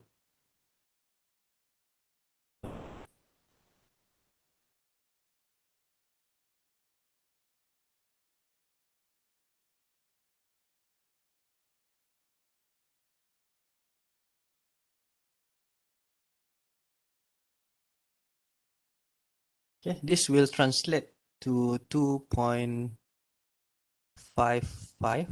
liter per second. So this is the flow rate that we need for one day demand. Okay, but let's say for example, if our storage is for 4 days, we don't go and size the pump based on this flow rate per day. So we still stick to the demand per day. It is okay for us to fill in the tank. For example, if we are storing for 7 days, so we need 7 days to fill up the tank from an empty tank. Then from after that, when the water is drawn, it will be drawn based on the capacity of one day. So therefore, we only have to replenish, or we have to only have to basically replace the water that we take every day for one day usage. So we don't need to size our pump up to 900,000 liter per day. So we just need to size it maybe to 250,000 liter per day or 220,000 liter per day. So we need this for pump and pipe size. Sizing later. So we need the flow rate. Okay. Because there are two things that we need to take care for this is the head and the flow rate. So flow rate we have here 2.55 liter per second. Okay, any question? Ada soalan? I think this is quite simple because this is in your this is not really a fluid mechanics, this is just an arithmetic or algebra. Okay, what do we have to consider when we select the type of storage tank? There are a lot of type of storage tank. We have polyethylene tank, we have fiber reinforced or glass reinforced plastic tank. We have reinforced concrete tank, we have steel tanks. So apa yang kita perlu consider untuk kita pilih jenis tangki yang kita nak pakai? One is the capacity. Okay. Plastic tank available up to certain capacity. If we want a single tank with very large capacity, we have to go either go with steel tank or we have to go by this RC tank. RC is reinforced concrete tank. Look into the site locality. Senang tak nak bina tank tu, senang tak nak bawa tank dan sebagainya. Dan finally we have to look into the availability of the tank in the market. We specify tapi at the end tank jenis tu dengan size yang tersebut tak ada jual. So no point juga. Okay. So locality, site locality. If you look into the example here, ini dekat, this is our project site. Okay, this is our project site. Ini sebuah sekolah dalam list project kita. Can you guess where is this? The area yang apa ada lock jam tu. This is basically in Baleh. Okay. Notice that kita datang dari sini naik boat sampai ke jetty ni. Dan jetty ni we have to climb up on foot. And then our storage area is basically up of the hill atas ni, somewhere atas ni tak nampak. So we require, if I'm not mistaken, about 100,000 liter of storage, if I remember it correctly. So when we break into, we can't really get 100,000 liter of tank here, delivered here in one piece, because there is none 100,000 liter of tank available as a portable tank. our options is either to build up a concrete tank or steel tank, which is also a challenge because this area is totally isolated. Nak keluar satu cara saja. You have to use express boat. Express boat keluar. So nak bawa cement, you want to bring in gravel, sand senang lah. Sand, basically sand pun susah because this river is not actually sand. They are gravel. Tepi-tepi ni semua batu. So basically, a challenge to build a high level tank. The only option that we have is basically polyethylene tank. So polyethylene tank, there are two way to bring it over to this area. Either kita hanyutkan dekat sungai ni, hanyutkan tarik dengan bot, ataupun kita guna jalan balak daripada seberang ni sampai dekat hujung, kita sewa bot untuk tarik tangki tu. Another challenge is that a 10,000 liter tank is not small. It is up to 5 meter wide. So 5 meter wide berapa tinggi saya tak ingat. Tinggi 5 or 6 meter. So basically 10,000 liter tank kalau seorang memang tak dapat angkat lah. And then to bring it up to for your information, dekat sini tak ada motosikal, tak ada kereta, tak ada basikal dan sebagainya. All people are travelling on foot. So we have to actually hire a porter lah. Kita panggil porter, orang yang angkat barang besar-besar tu, to basically help us to bring up the tank up to the hill. Ini satu contoh. This is SMK Baleh di Kapit. We have another, this is dekat saja. Yang ni sangat dekat. Ini dekat SK Kambuk di Padawan. A challenge is that how are we going, you see this is me standing at the center of the bridge. You can see that there is a very minimum gap between me and the side of the bridge. So we have to think on how do we transport a big tank through this jet, we call it a bridge lah, a wooden bridge. Sini okay lagi. The challenging part is that at the entrance of the school is actually roofed until this area. Sangat panjang daripada sini sampai sini.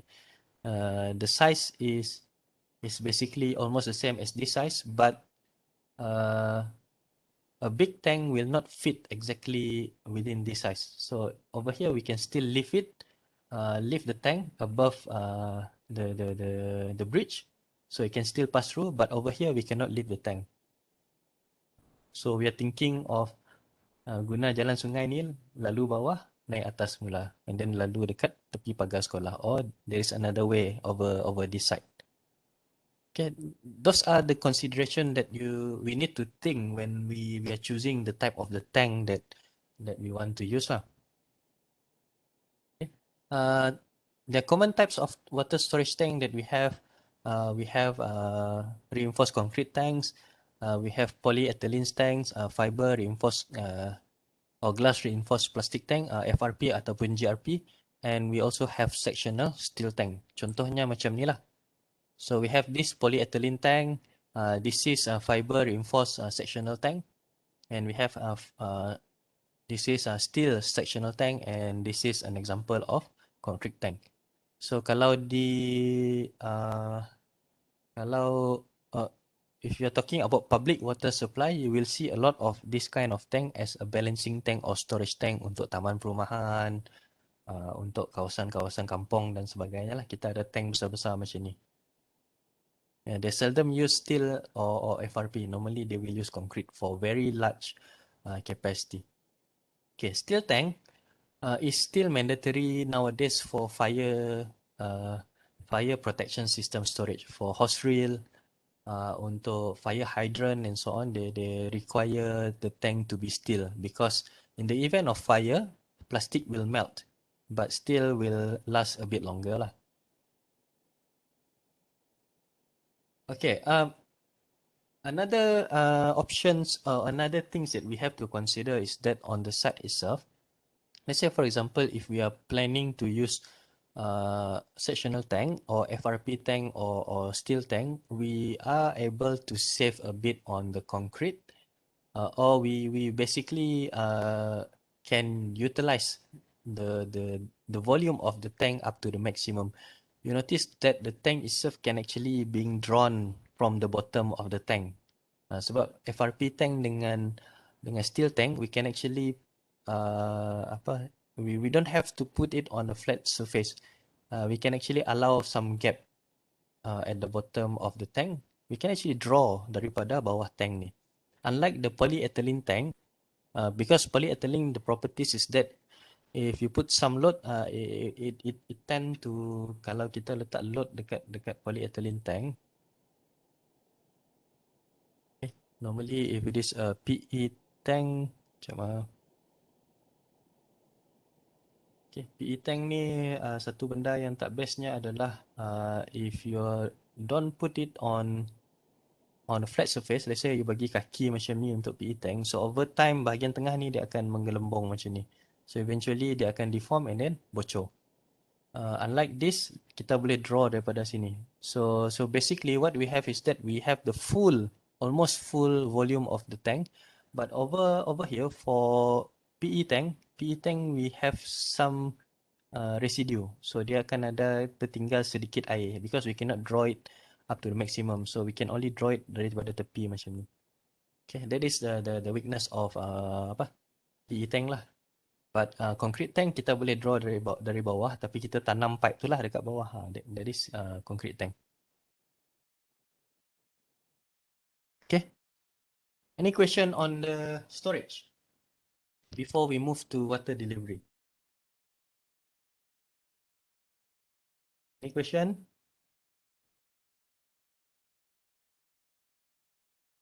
Ada soalan? No question.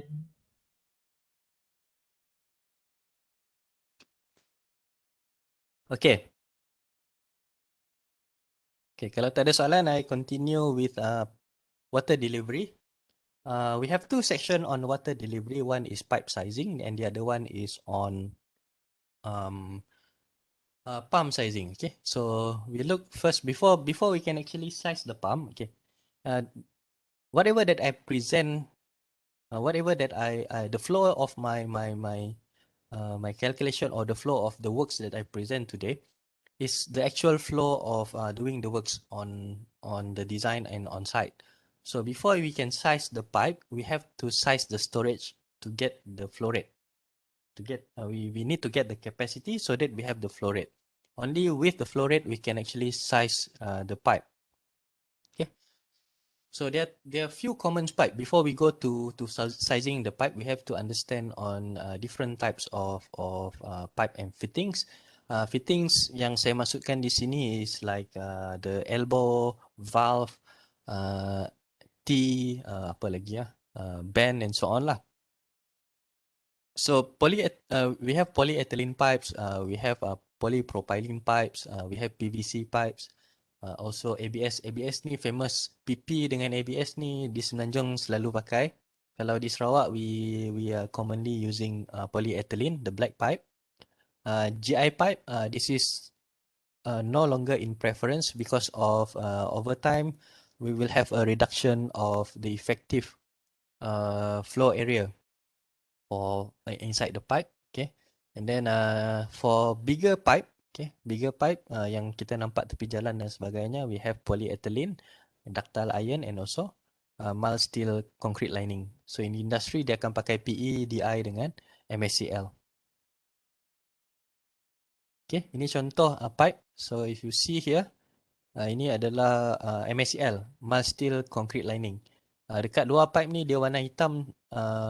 If you scrape the white coating here, it is actually black because it is being coated with bitumen. The reason is that this pipe is an underground pipe. Dia akan ditanam nantilah. So what we are doing here is basically a pressure test. Okay, pressure test untuk tengok joint. This guy baru lepas welding pipe ni. He joined the pipe and then we do a pressure test to check the joint of the welding. Okay, this is ductile iron. Okay, DI pipe. Normally DI pipe it is being joined either by ini kita panggil flange ataupun kalau dia hujung ni tak ada apa-apa kita panggil dia spigot. Okay, normally we will use flange or spigot to basically join the pipe. Okay, we have PE, ini yang hitam. Kalau dia ada line, normally we identify the pipe as polyethylene pipe.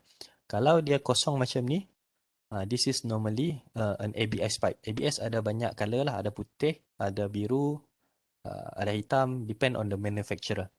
The one here is basically polypropylene PP pipe. Contoh-contoh pipe yang ada lah. Okay, for pipe sizing, dia ada 3 sebenarnya. Normally there are three equations that normally being used by the industry or by the practitioner. Hazen-Williams is purely empirical equation. Empirical equation maksudnya equation yang diterbitkan oleh manufacturer dan diterbitkan berdasarkan dia eksperimen lah. And we have Darcy-Weisbach. Darcy-Weisbach is the equation that we always use in our fluid mechanics. It is applicable also for us to calculate the pipe loss. Okay, and also the other one is Manning lah. Manning ni jarang-jarang dipakai. So the most common equation that we use is either Hazen-Williams or Darcy-Weisbach. The difference is that Hazen-Williams normally is being used for big pipe. This is normally for small pipe. Okay. Small maksudnya dalam range 200 mm ke bawah lah. So anything above 200 mm we use Hazen-Williams. That is normal practice. But then it is not mandatory. Basically, we can use Hazen-Williams for small pipes, but we will have a harder time to get it accurate because the coefficient of Hazen-Williams is being tested for bigger pipes. Sebabnya Hazen-Williams dia cuma test dia punya coefficient of friction kepada pipe-pipe yang besar only, so it is more applicable or more accurate for big pipe. While Darcy-Weisbach has been there for quite a long time and has been in the education, has been in the academics as well. So Darcy-Weisbach can actually be used for big or small pipe lah. Tapi most of the time we prefer it for small pipes because of certain uncertainty in big pipes lah. Manning kita jarang-jarang. We're not going to cover Manning here. You can learn about Manning on your own later. Okay, this is Hazen-Williams equation. Okay, Hazen-Williams equation, you have to be careful because you notice that there is a coefficient 6.78, 1.16, and 1.85. This is for SI units. If all of your parameters are in SI, you use 6.78. If your parameters is in imperial, I forgot the value. There are different value of this coefficient for Hazen-Williams. So you have to be careful when you use Hazen-Williams because the coefficient this 6.78 will change according to the units that we are using. So basically HL is the head loss, okay, or frictional loss. We have the pipe length L here, pipe diameter, inner diameter, velocity of the liquid, okay, and then coefficient of friction. Mana nak cari coefficient of friction ni? There are a lot of reference, but I'll show you some later lah. Okay, and then we have this Darcy-Weisbach equation. I personally, because a lot of my works in building services, we don't deal with big pipe. I only deal with big pipe when I was in a consultant while building or designing the water treatment plant. Only back then I was using Hazen-Williams. So lepas tu bila masuk JKR, I'm no longer using Hazen-Williams. Because in JKR, most of my design are designed for buildings. So designing for buildings, the biggest pipe that we use is around 160 millimeters. So 160, it is more convenient for us to use Darcy-Weisbach. Plus Darcy-Weisbach is much easier for us to actually employ the equation. Okay, so similarly, we have HL which is equal to head loss. Okay, kita ada friction factor. Ini friction factor ni yang tricky sikit nak cari lah. So I'll show you how to find the friction factor and also the coefficient. Just now the coefficient of friction. So ada dua coefficient that we have to look for based on the material of the pipe. Okay. And L sama pipe length, and D is diameter, V velocity of the liquid, and also G is the acceleration, gravitational acceleration. Okay. Okay, there are two places. This is for Darcy Weisbach. Darcy Weisbach dulu. For Darcy Weisbach, there is one reliable source for us to find the friction factor. Okay, the friction factor F, which is from I believe you have heard about Moody chart kan? Pernah dengar pasal Moody chart when you learn your fluid mechanics. Sekejap. I think I need to open this. Sekejap.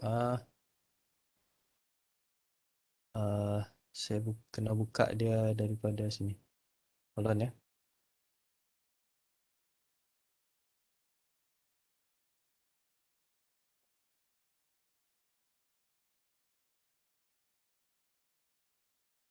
Okay, sebab kalau situ saya tak boleh nak conteng nanti. Okay, can all of you see the Moody chart? Thank you. Sekejap, saya rotate dia dulu. Okay.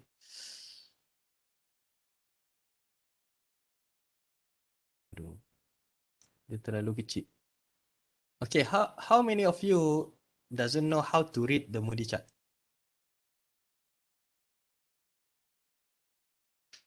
This is semua tahu macam mana nak baca Moody chart?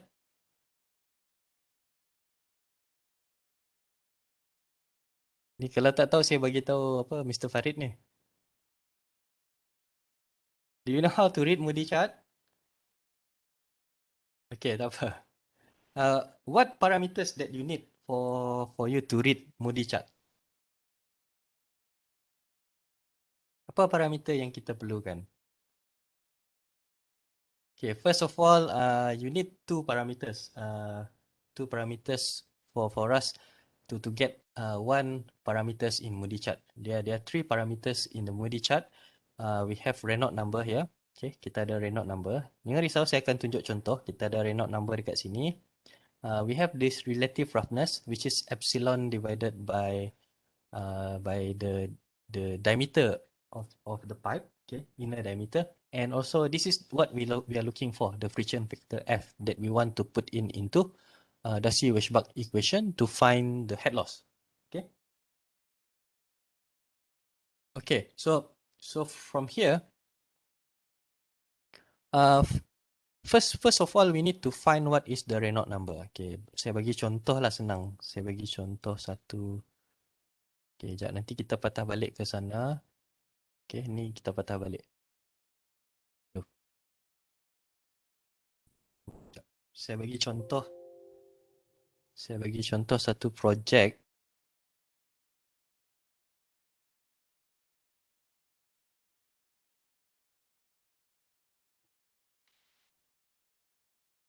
Okay.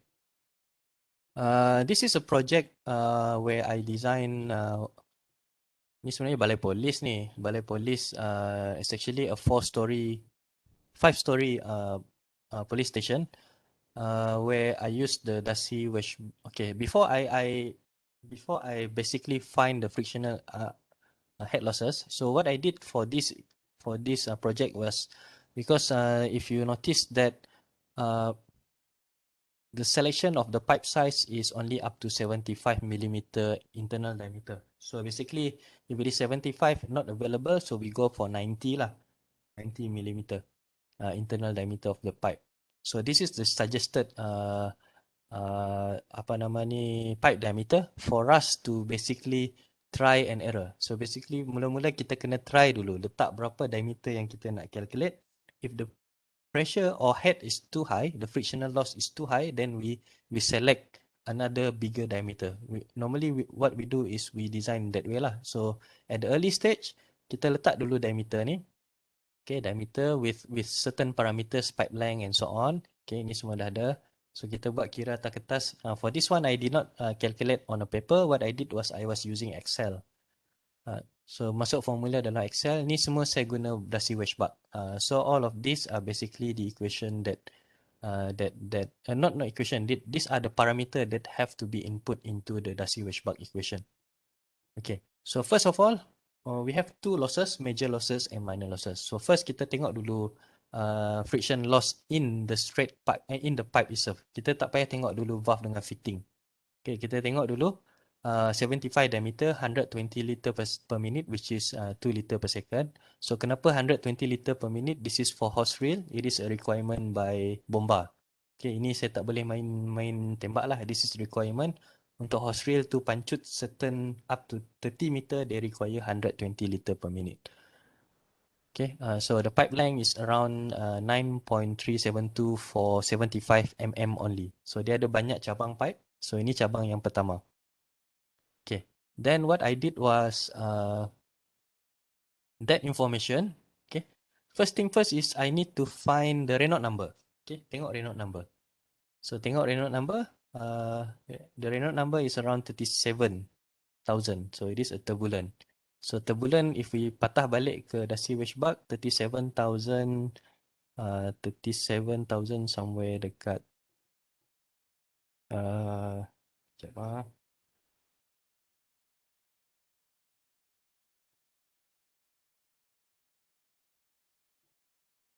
It is basically 3.7 times 10 to the power 4 lah. So somewhere dekat sini. Okay. 7,000 somewhere dekat 3.7 somewhere dekat sini lah. So this is where we are looking for. But again, we need to find the relative roughness. So the pipe that I'm using is basically a GI pipe. GI is 0.15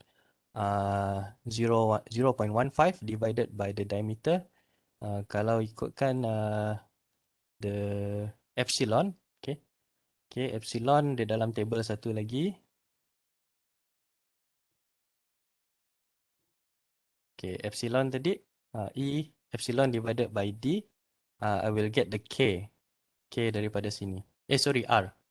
So, R saya adalah, berapa tu?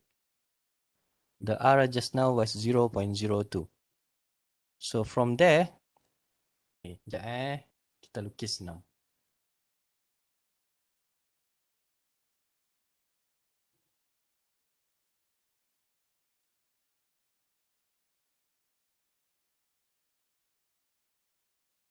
Okay, now let's say for example lah, roughly dia daripada 3.7 to the power of 10 to the power 4. Okay, so dia somewhere dekat sini. So kita tarik naik atas. Tak lurus, carilah nanti. Lepas tu our epsilon, sorry, R just now is 0.002. So kita cari line 0.002. Okay, the way we read the line 0.002. Okay, this is line Kena pakai line ni until you get the intersection somewhere here. So this is the intersection, then you can find the somewhere kat situ lah relative roughness dia. Sorry for the friction factor. Maaf. So that friction factor was found to be 0.0275. This is from the Moody chart. And then from there, I calculate the frictional losses guna dasi washback. Okay, F is 0.0275, L is 9.372 pipe length divided by the diameter 75 mm, and also V square. V macam mana nak dapat V? Is the flow rate of 120 liter per 2 liter per second just now. We divided by the cross sectional area. Okay, untuk dapat V ni,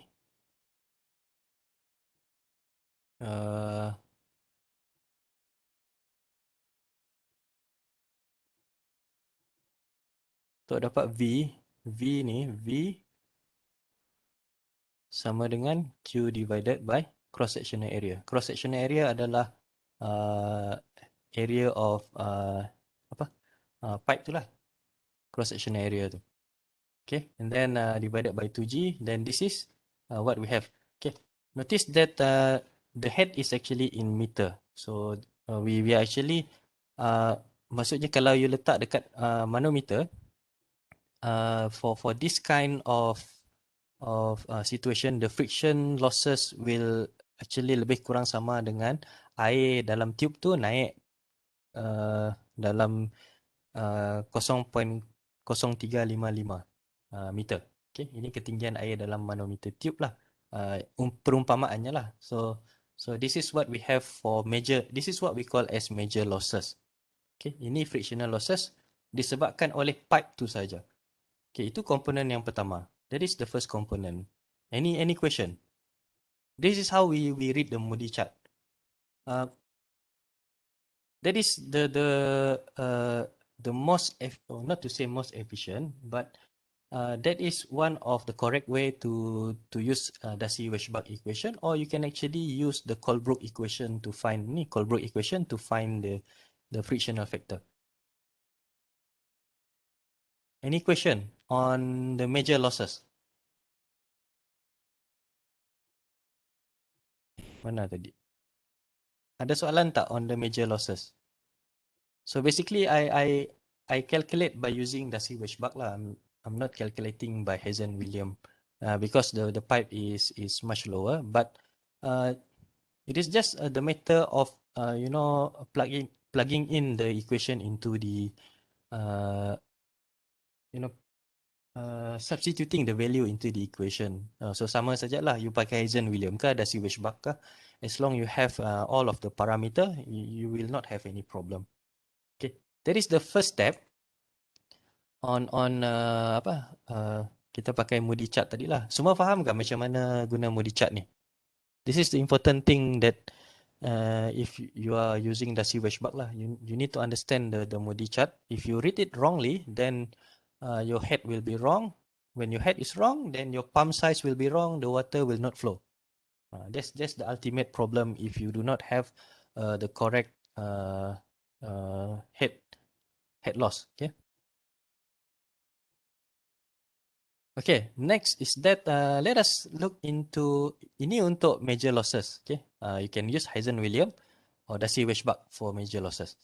Okay, this is the example of the C. Notice that in Hazen-Williams we have C, the coefficient of friction. This is example of coefficient of friction that we have for Hazen-Williams. Okay, Hazen-Williams it is actually good to be used on the pipes that are having the coefficient above 100. So anything below 100, we recommend you to use Darcy-Weisbach. Okay, Darcy-Weisbach. Okay, notice that this is K, right? This K is not the K dalam if you look into the Darcy-Weisbach roughness height ni, this is not the K that ini bukan R dan ini bukan F. Okay, yang the one that is shown here, this is not K, the K is not R, this is not F, this is basically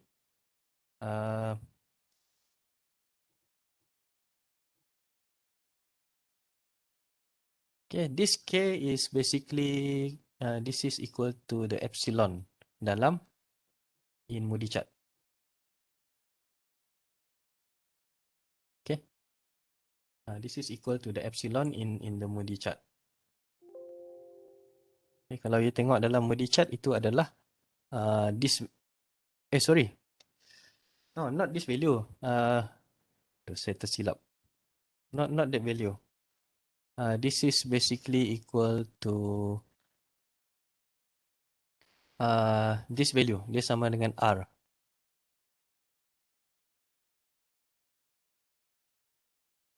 But my advice is that they claim that this is R in Moody chart. But the behavior of the R is dependent on D. So you have to be careful when you are using fixed number for R. So if possible, do not use coefficient or roughness height or relative roughness in any table for Darcy-Weisbach. The best is basically to refer to Moody chart lah kalau untuk Darcy-Weisbach. Okay. The other things is that you have the major losses, and then you also have losses due to the fittings. Fittings macam valve, we have fittings macam elbow and so on. This is quite simple. This is the modified Darcy-Weisbach equation. We don't have the FL over D, so we just replace it with coefficient of fittings or coefficient of friction for fitting, which is K. So K ni kita boleh dapat daripada manufacturer, or we can get it from most publications where it specifies certain value for K in general for specific fittings. For example, for this case, kalau tengok kita ada global valve which is fully open, K dia 10, check valve, K dia 2.5 and so on. So we have some reference on this. Sebenarnya ada banyak lagi. You can always search on a lot of reference in the internet. But dekat internet tu hati-hatilah. You have to get the reliable one lah. Okay, contoh lah, saya bagi contoh. What I did was, if you look here, this is losses due to the fittings. So what we have to do is we have to sum up all of the K. Kita kena tambah semua nilai K tu ikut berapa banyak K yang ada di sini. So apa yang ada dekat 75 mm pipe ni is that we have 2 gate valve, we have 1 strainer, we have 4 bend and elbow, we have 1 T. So 2. So how do I get that value? This is from this reference lah. Gate valve will be giving 0.14 K value and so on. So dia lebih kurang sama macam dalam presentation tadi. So what I did is that I sum up all of the K. So I get the total K equal to 3.83 and then multiply by V square divided by 2G. This is the modified Hazen-Williams. Darcy-Weisbach. So yang ni simple je. Asalkan you ada value of the K, you can use this simplified Darcy-Weisbach.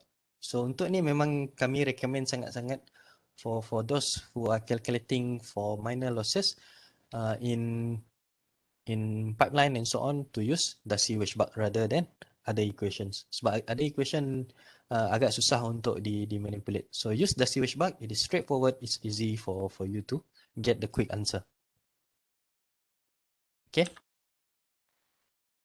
Okay, example saya later we go for the Ulu Balingan lah. InsyaAllah jap The office building ni tadilah. This is the example for office building. This is what I did. Okay, macam mana keadaan dia sebenarnya building ni? This building when we look into the drawing itself,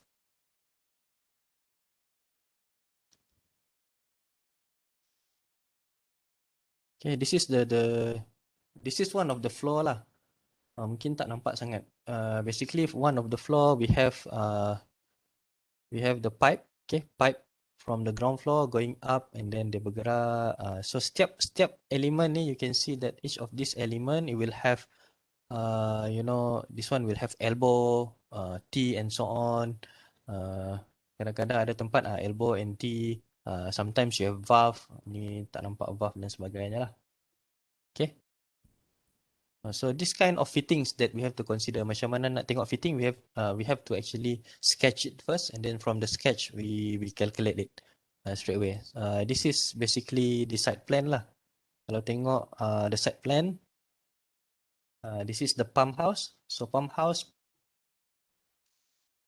okay, this is the pump house from the tangki. Ini daripada tangki, pump, daripada pump pergi ke dalam building. So dia ada band inside the pump house.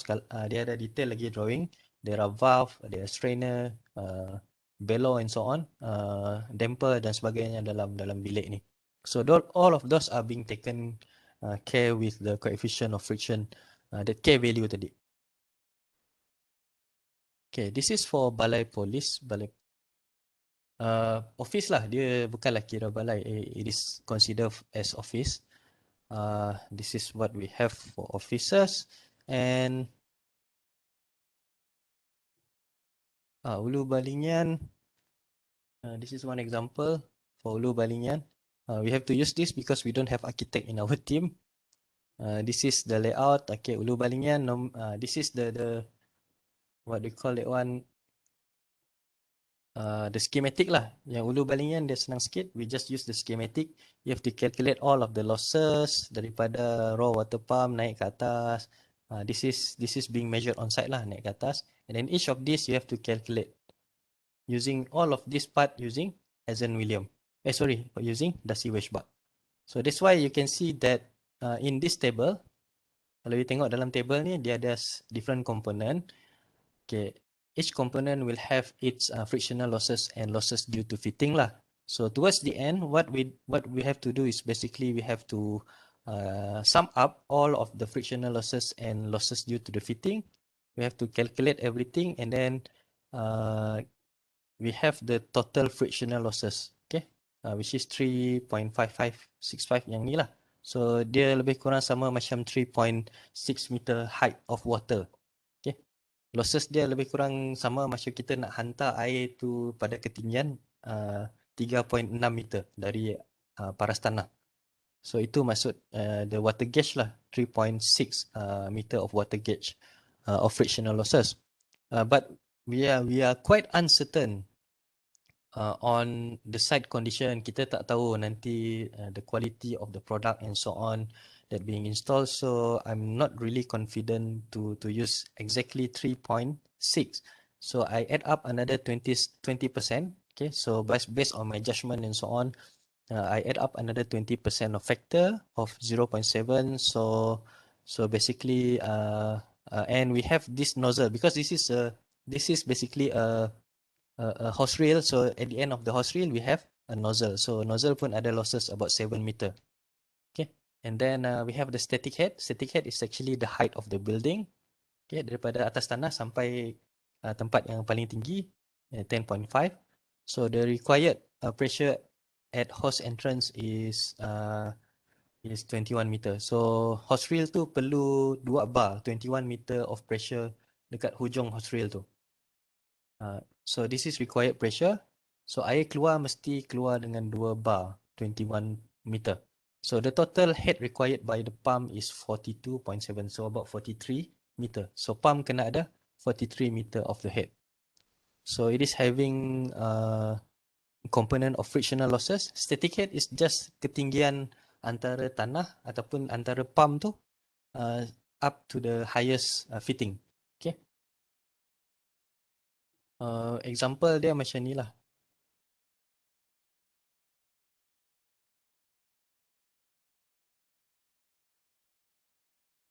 Okay, example, if you have a pump,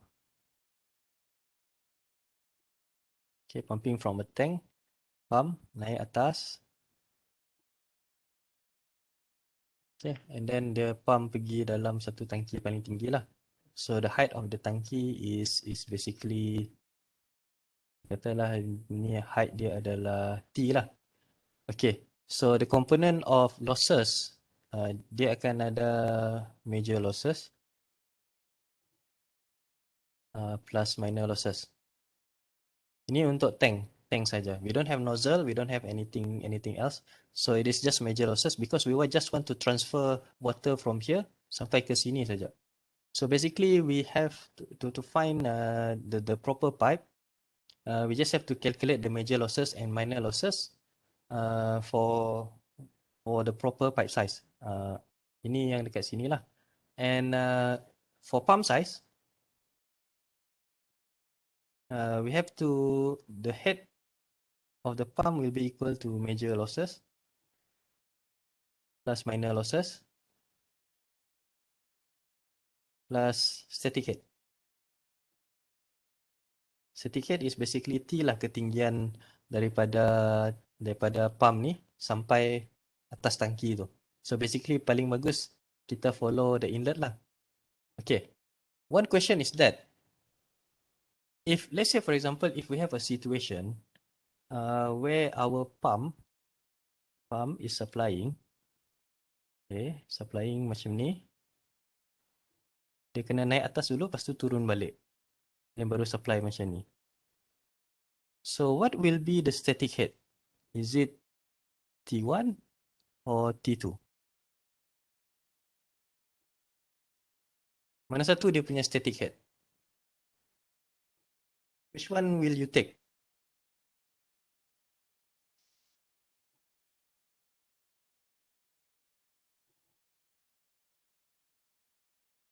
Anyone? If for me, I think I will take T1 Okay, why do you take T1? because it's higher. It's higher. Okay. Mm. Okay. Anyone else? T1 or T2?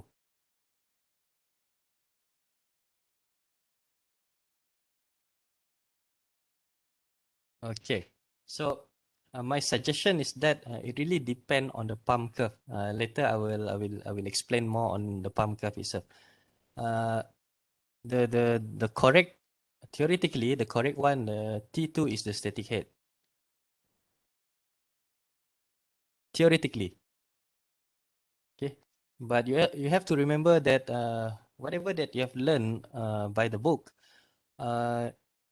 when you start to apply the knowledge, there are several factors to be considered before you make your decision.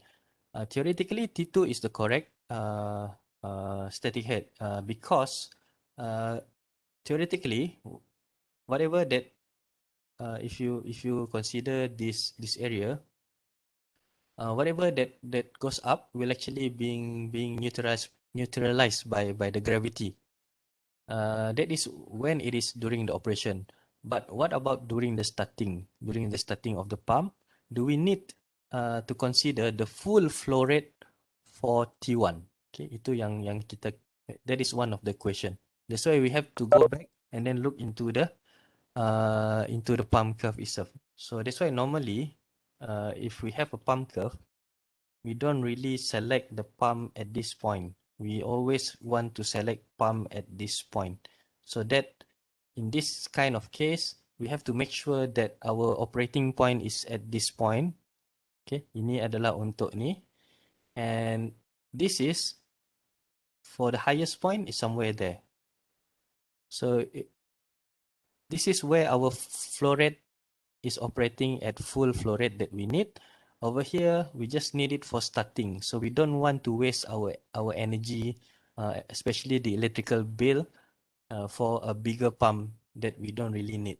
So we just need some fluid to be filled up into the pipe so that the gravity will take over later, or the siphon effect will take over later. It is just for starting for this case. For starting, meaning that when the pipe is empty, you need to push some fluid so that the siphon effect will help the pump to actually draw some of the fluid here up into the highest point during the operation. Okay, that's why we need to look into the pump curve on the selection later. Okay, some important parameters or properties for pipe sizing we have to look into, make sure that when we choose a pipe, the pipe can cater for sufficient flow rate, okay, sufficient flow rate at the desired head, and then if possible, least pressure amount, the lowest pressure as possible. But again, you have to consider the pipe and fitting cost. The bigger the pipe, the more complex the fitting requirement, and the more expensive it will be, and also installation methods and cost. For example, if we are using polyethylene pipe at a bigger size, we don't have push fit fitting. Kita tak ada screw fitting, so we have to go by fusion joint. Fusion joint, if we are going for electrofusion, one fitting will cost a few hundreds to 1,000 plus. So kalau kita ada pipe yang panjang, might cost sampai puluh ribu and ratus ribu just untuk pasang pipe tu saja. So those are the that's why you tengok if you look into water project, you can see that reticulation can easily cost about 30 to 40 millions just for the reticulations. Okay, any question on the pipe sizing before I move on to pump sizing?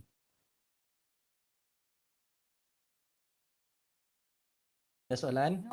No, okay. No question, sir. Okay, on the final part, which is the water delivery, which is pump sizing lah, senang cerita on how do we select pump.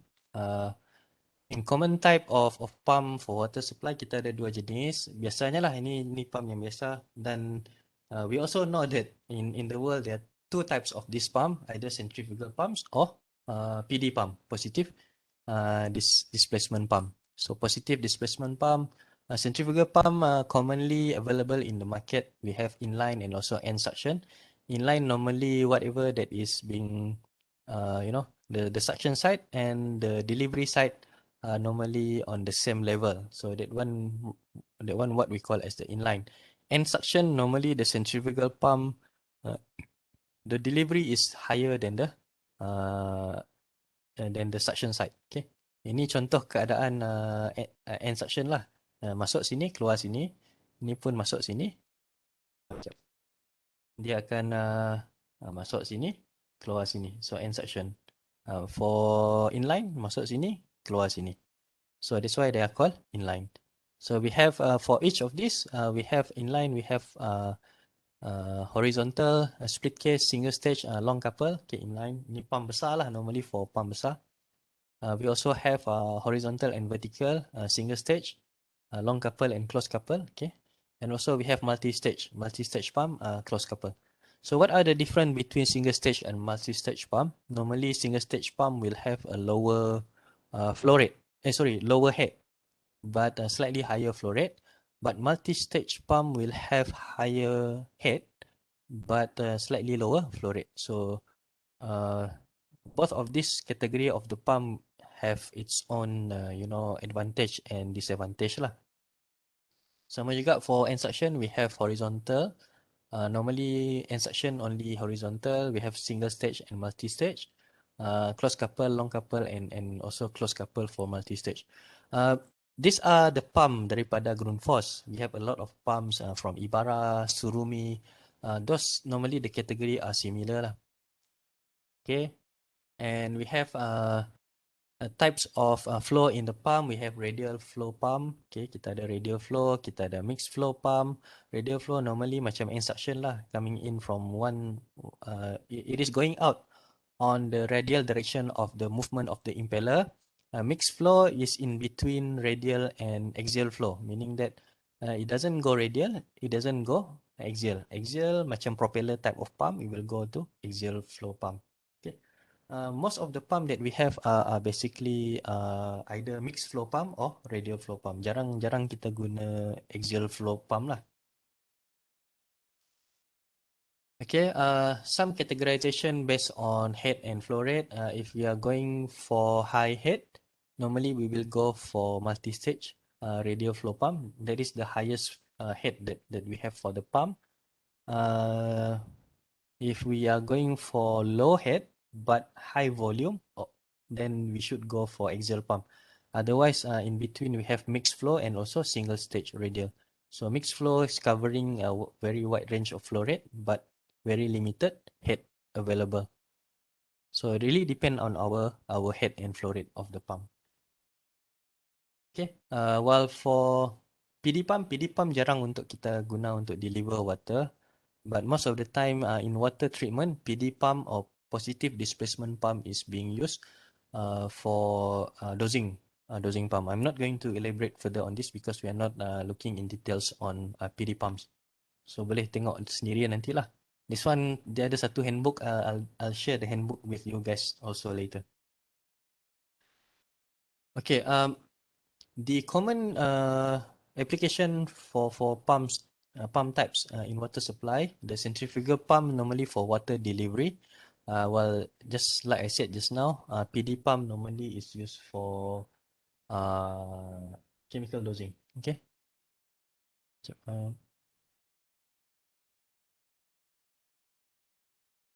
Tak nampak pointer saya.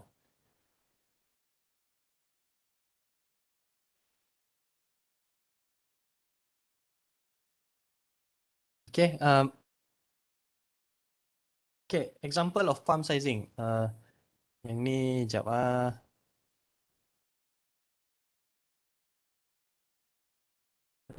let us look into this.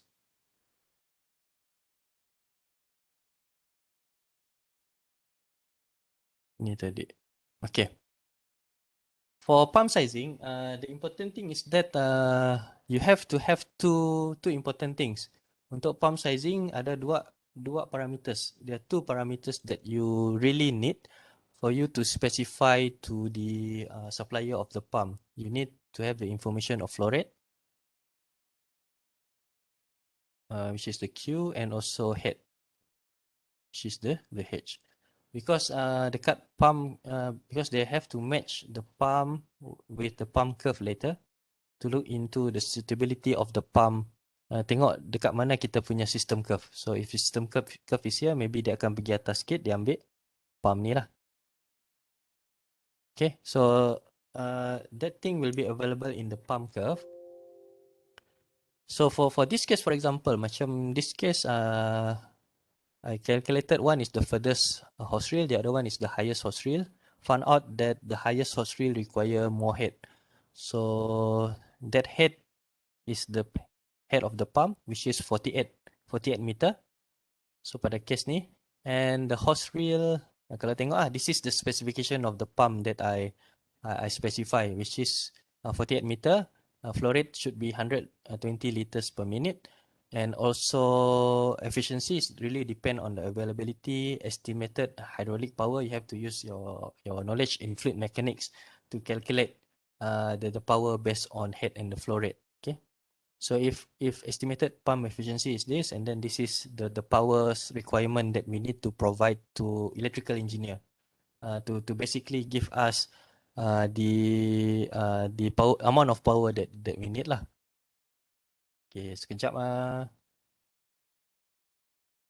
hold on.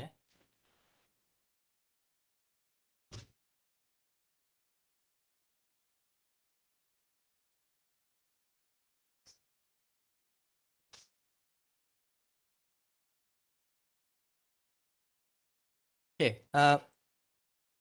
Let me because I can't really show how do we actually select the pump, because I will show you one very useful techniques on how do we select the pump, but I'm going to show you how do we look into the apa nama tu pump curve. Okay, ni pipe sizing. Okay, pump curve ni contoh pump bukan, sorry ni drawing. Okay, for SMK Ulu Balingan, see, this is the requirement for the pump. Put it in the drawing. Sekejap. Can all of you see this?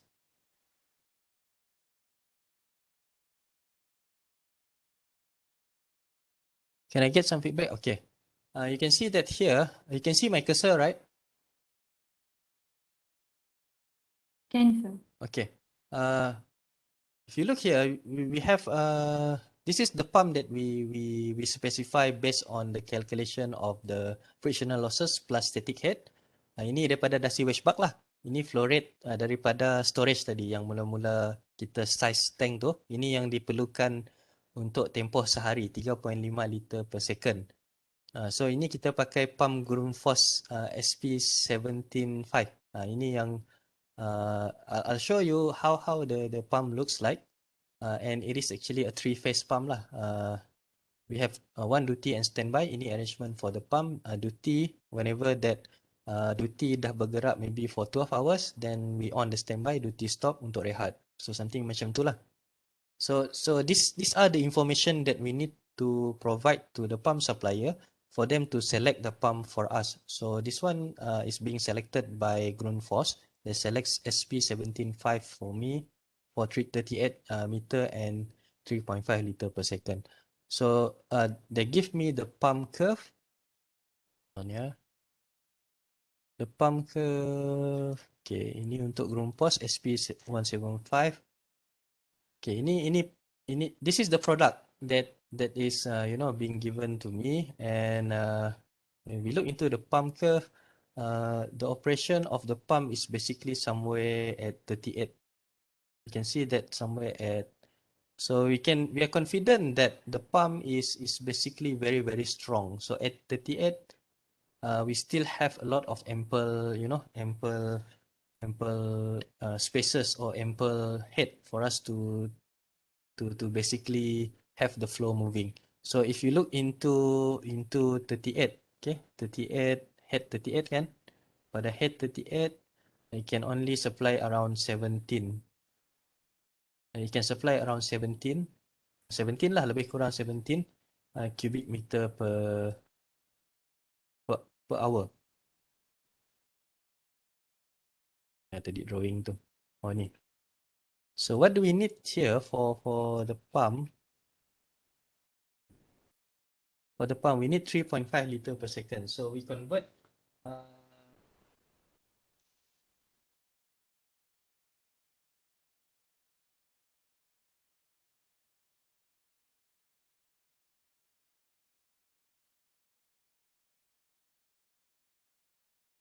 Sekejap saya convert jap. Saya tak ingat berapa dia punya value.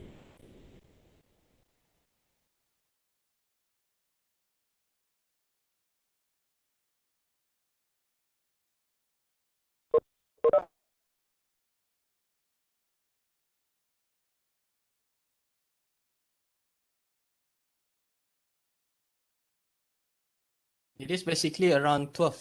13 lah, 13 cubic meter per hour. Tapi kalau you tengok dekat pump curve ni, at 13 cubic meter per hour, dia boleh bagi kita head more than 38. So it is a good pump lah. So basically our operation for if we need the head, okay, the pump will basically give us a very good flow rate. So kita perlu dalam 13 kita perlu dalam 13 cubic meter per hour kan. So for 38 meter, somewhere 38 meter dekat sini, this point, the pump curve basically giving us around 17. Okay, just in case if the requirement of the pipe kita maybe tiba-tiba kita salah kira, ada certain yang fitting terlupa pasang, terlupa dah masukkan dan sebagainya kan. So the head increase a bit. So we still get we have around for us to get 13 meter ni, 13 cubic meter per hour dekat sini. So we have this, so we have this range for us to play for our system. So pump ni is a good option lah for us because we have this ample spaces for us to reduce with the increase of the head, we still get 13 cubic meter per hour. Okay. Dia awal-awal pun dah bagus, 38 dia bagi kita 17 cubic meter per hour. This is one example of the pump curve. This is selected by Grundfos system. We key in the information from Grundfos. We have to log in, we have to subscribe to Grundfos account, log in, then we key in our parameter head and flow rate. Then they will give us the suitable pump for us to select. That's why you nampak ada satu curve saja dekat sini. So inside the pump curve we have head, flow rate, and notice that there is efficiency here. There is efficiency. So this is P1, okay, the pump efficiency, and this is pump plus motor efficiency at the ticker label here. So at this point of operation, our efficiency of the pump is around more than 50% lah, around 50, maybe 52% operation. This is the power required. Power required is around for this case P1. Okay, P1 is the total power, which is around requiring around 3.4 kilowatt. Ini yang maklumat yang kita kena bagi kepada electrical engineer for their system. And notice that we only need around for this case we only need around berapa ni? 4 meter of net positive suction head. So we are not really worried about cavitation lah because net positive suction head is very low. We submerge the pump because this is a submersible pump. We submerge the pump. As long we have around 1 or 2 meters submerged, then around if we get 4 meter, much better lah. Okay, that is net positive suction head. Okay, that is one example. Okay, I'll show you more example on pump curve slightly later. But for pump sizing, the information that we need is basically flow rate, head, efficiency, and net positive suction head. But efficiency and net positive suction head just to look into whether the pump is suitable or not to be used in our system. Kalau tak, we just need these two. This is important. These two is optional, but this is for checking. Ini yang penting lah. Dua ni penting for us to select the pump. efficiency is optional. We can decide it later. But net positive suction head, we have to check it against our side lah. Okay, ini example of pump curve. Ini yang saya tunjuk tadi lah. Ini yang pump ni tadi, submersible pump. The other one is we have another example of pump curve for ni surface pump dekat Ulu Balingan. Kita pakai Devi. Devi from the catalog, it is very simple pump curve. We have two. Both of them are available on our site. Kita pakai dua-dua 6220 dengan 6230. And if you see that our filter transfer pump require 20 meter head because of the filter and 3.5 liter per second. Lebih kurang dalam 13 lah. 13 cubic meter per hour. Ataupun kalau liter per minit. 3.5 kali around 210. So 210 around somewhere here. 210. Okay. Kalau ikut 6220 at 210 already fulfill lah sebab kita perlu 20 dekat sini. So this is okay. The other one we require 32 at same flow rate. Okay. Kalau 32 at the same flow rate, 32 at the same flow rate. So the other one dia dah cover. Tapi dah ada dekat ujung-ujung lah. But this is the only pump yang available at that time. So we accept it. So we still have slightly ample head to go through. But we have 32 at 210 somewhere here, but we still have ample flow rate around 40 something. So this is also a good pump lah. It doesn't really put the efficiency and so on the pump curve, but this is sufficient enough for us to actually size the pump. Okay, ini dah cukup lah. Okay, ini contoh dosing pump. Dosing pump yang kita ada di Lubao, di Betong Water Treatment Plant. Ini untuk alum kalau tak silap. Ini untuk alum. Ini untuk soda kalau tak silap. Okay, ini contoh water treatment plant. Ini contoh centrifugal pump. Ini dekat Lubao juga, dekat Betong. When I was there. Ini apa? Ini adalah submersible pump for raw water. Okay, you see the height of the pump is almost is higher than this guy. This guy nama dia Virapan. Okay. Any questions?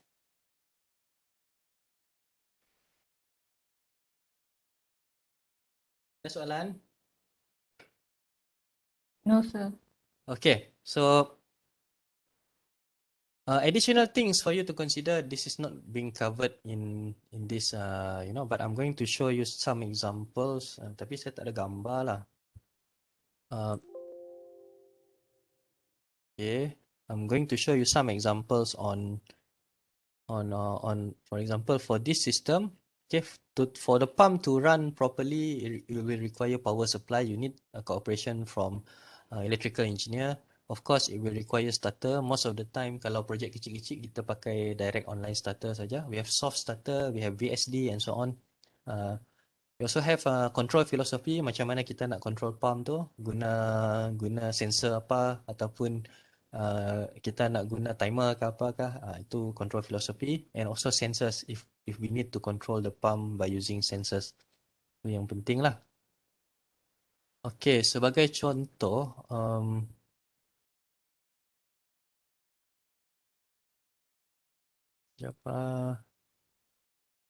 this is our project yang kita buat dekat siapa buka? Okay. Okay, boleh nampak kan? This is pre-treatment area saja. We have 3 filters here.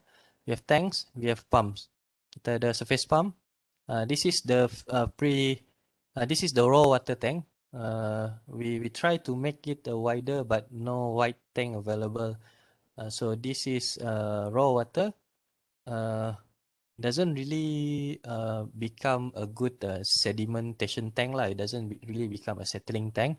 It is just the raw water. So our filter currently having a high load on filtering the suspended particles or filtering the sediment from the raw water. most of the sediment are basically silt. So this silt basically having some bad effect to the pump impeller. Ini yang berlaku dan kita ada pump ni. Okay, so this pump is transferring from this tank to this tank through the filter. The other two pump ambil daripada tank ni hantar pergi tank besar. Tu tank besar atas bukit. So this is the pre-treatment system. Ini pun sama pre-treatment system. Ini dekat SMK Ulu Balingan lah di Selangau. Okay, ini pump kita tutup lah sebab hujan. Okay, so this is the control panel. Inside the control panel, there are power connection, controller, connecting to each of the tank. Satu tank ni ada sensor. Setiap satu tank ni ada sensor untuk control pump. Dia pakai float switch lah. Dalam float switch tu, kalau tangki penuh, pump akan stop. Kalau tangki kosong, pump akan jalan. Tapi kalau suction tank kosong, pump akan stop juga. Okay, ini gambar, ni sekolahnya. So this is the ultra filtration system. So daripada sistem ni kita terus minum airnya lah. Kita boleh terus minum. This is from the high level tank yang kita treat dengan pre-treatment tadi. Hantar ke tangki ni. So tangki ni adalah air yang bersih lah. Ini tangki air yang belum disinfect. Ni adalah yang telah disinfect. This is the ultra filtration system. Dia guna membrane filter dengan UV for treatment. This is the system lah. Okay. I think any question? I think that's it from me for today. We managed to complete much earlier lah, 1 hour before the specified time. Any questions? I believe Benedict Chang dengan Radhika, nanti you are required to design the water treatment system if I'm not mistaken. It could be one of your project. That's why you are required to attend this training. Okay, sir. Okay, any questions? No, if there's no questions, thank you very much. How am I going to send? It's okay. I'll WhatsApp the link to all of you. Because I believe 3 of you is in the group, and Arif and also Lee Juntek, I'll WhatsApp you personally to the link to all of the material that I show you today lah. Except for the Balai Polis Peladin. That one cannot be shared because it is a Balai Polis design. The rest I can share with you. For water treatment design, some part of it might be the property or copyright of Unimas. So you are not allowed to use it externally. You are allowed to view it for academic purpose, but you are not allowed to use it out of Unimas. Okay, if Tol tak ada soalan? Tak ada, sir. Okay, kalau ada soalan apa-apa selepas ni, you can contact me. I'm also in the water treatment intern group. Or you can ask Cik Farid lah.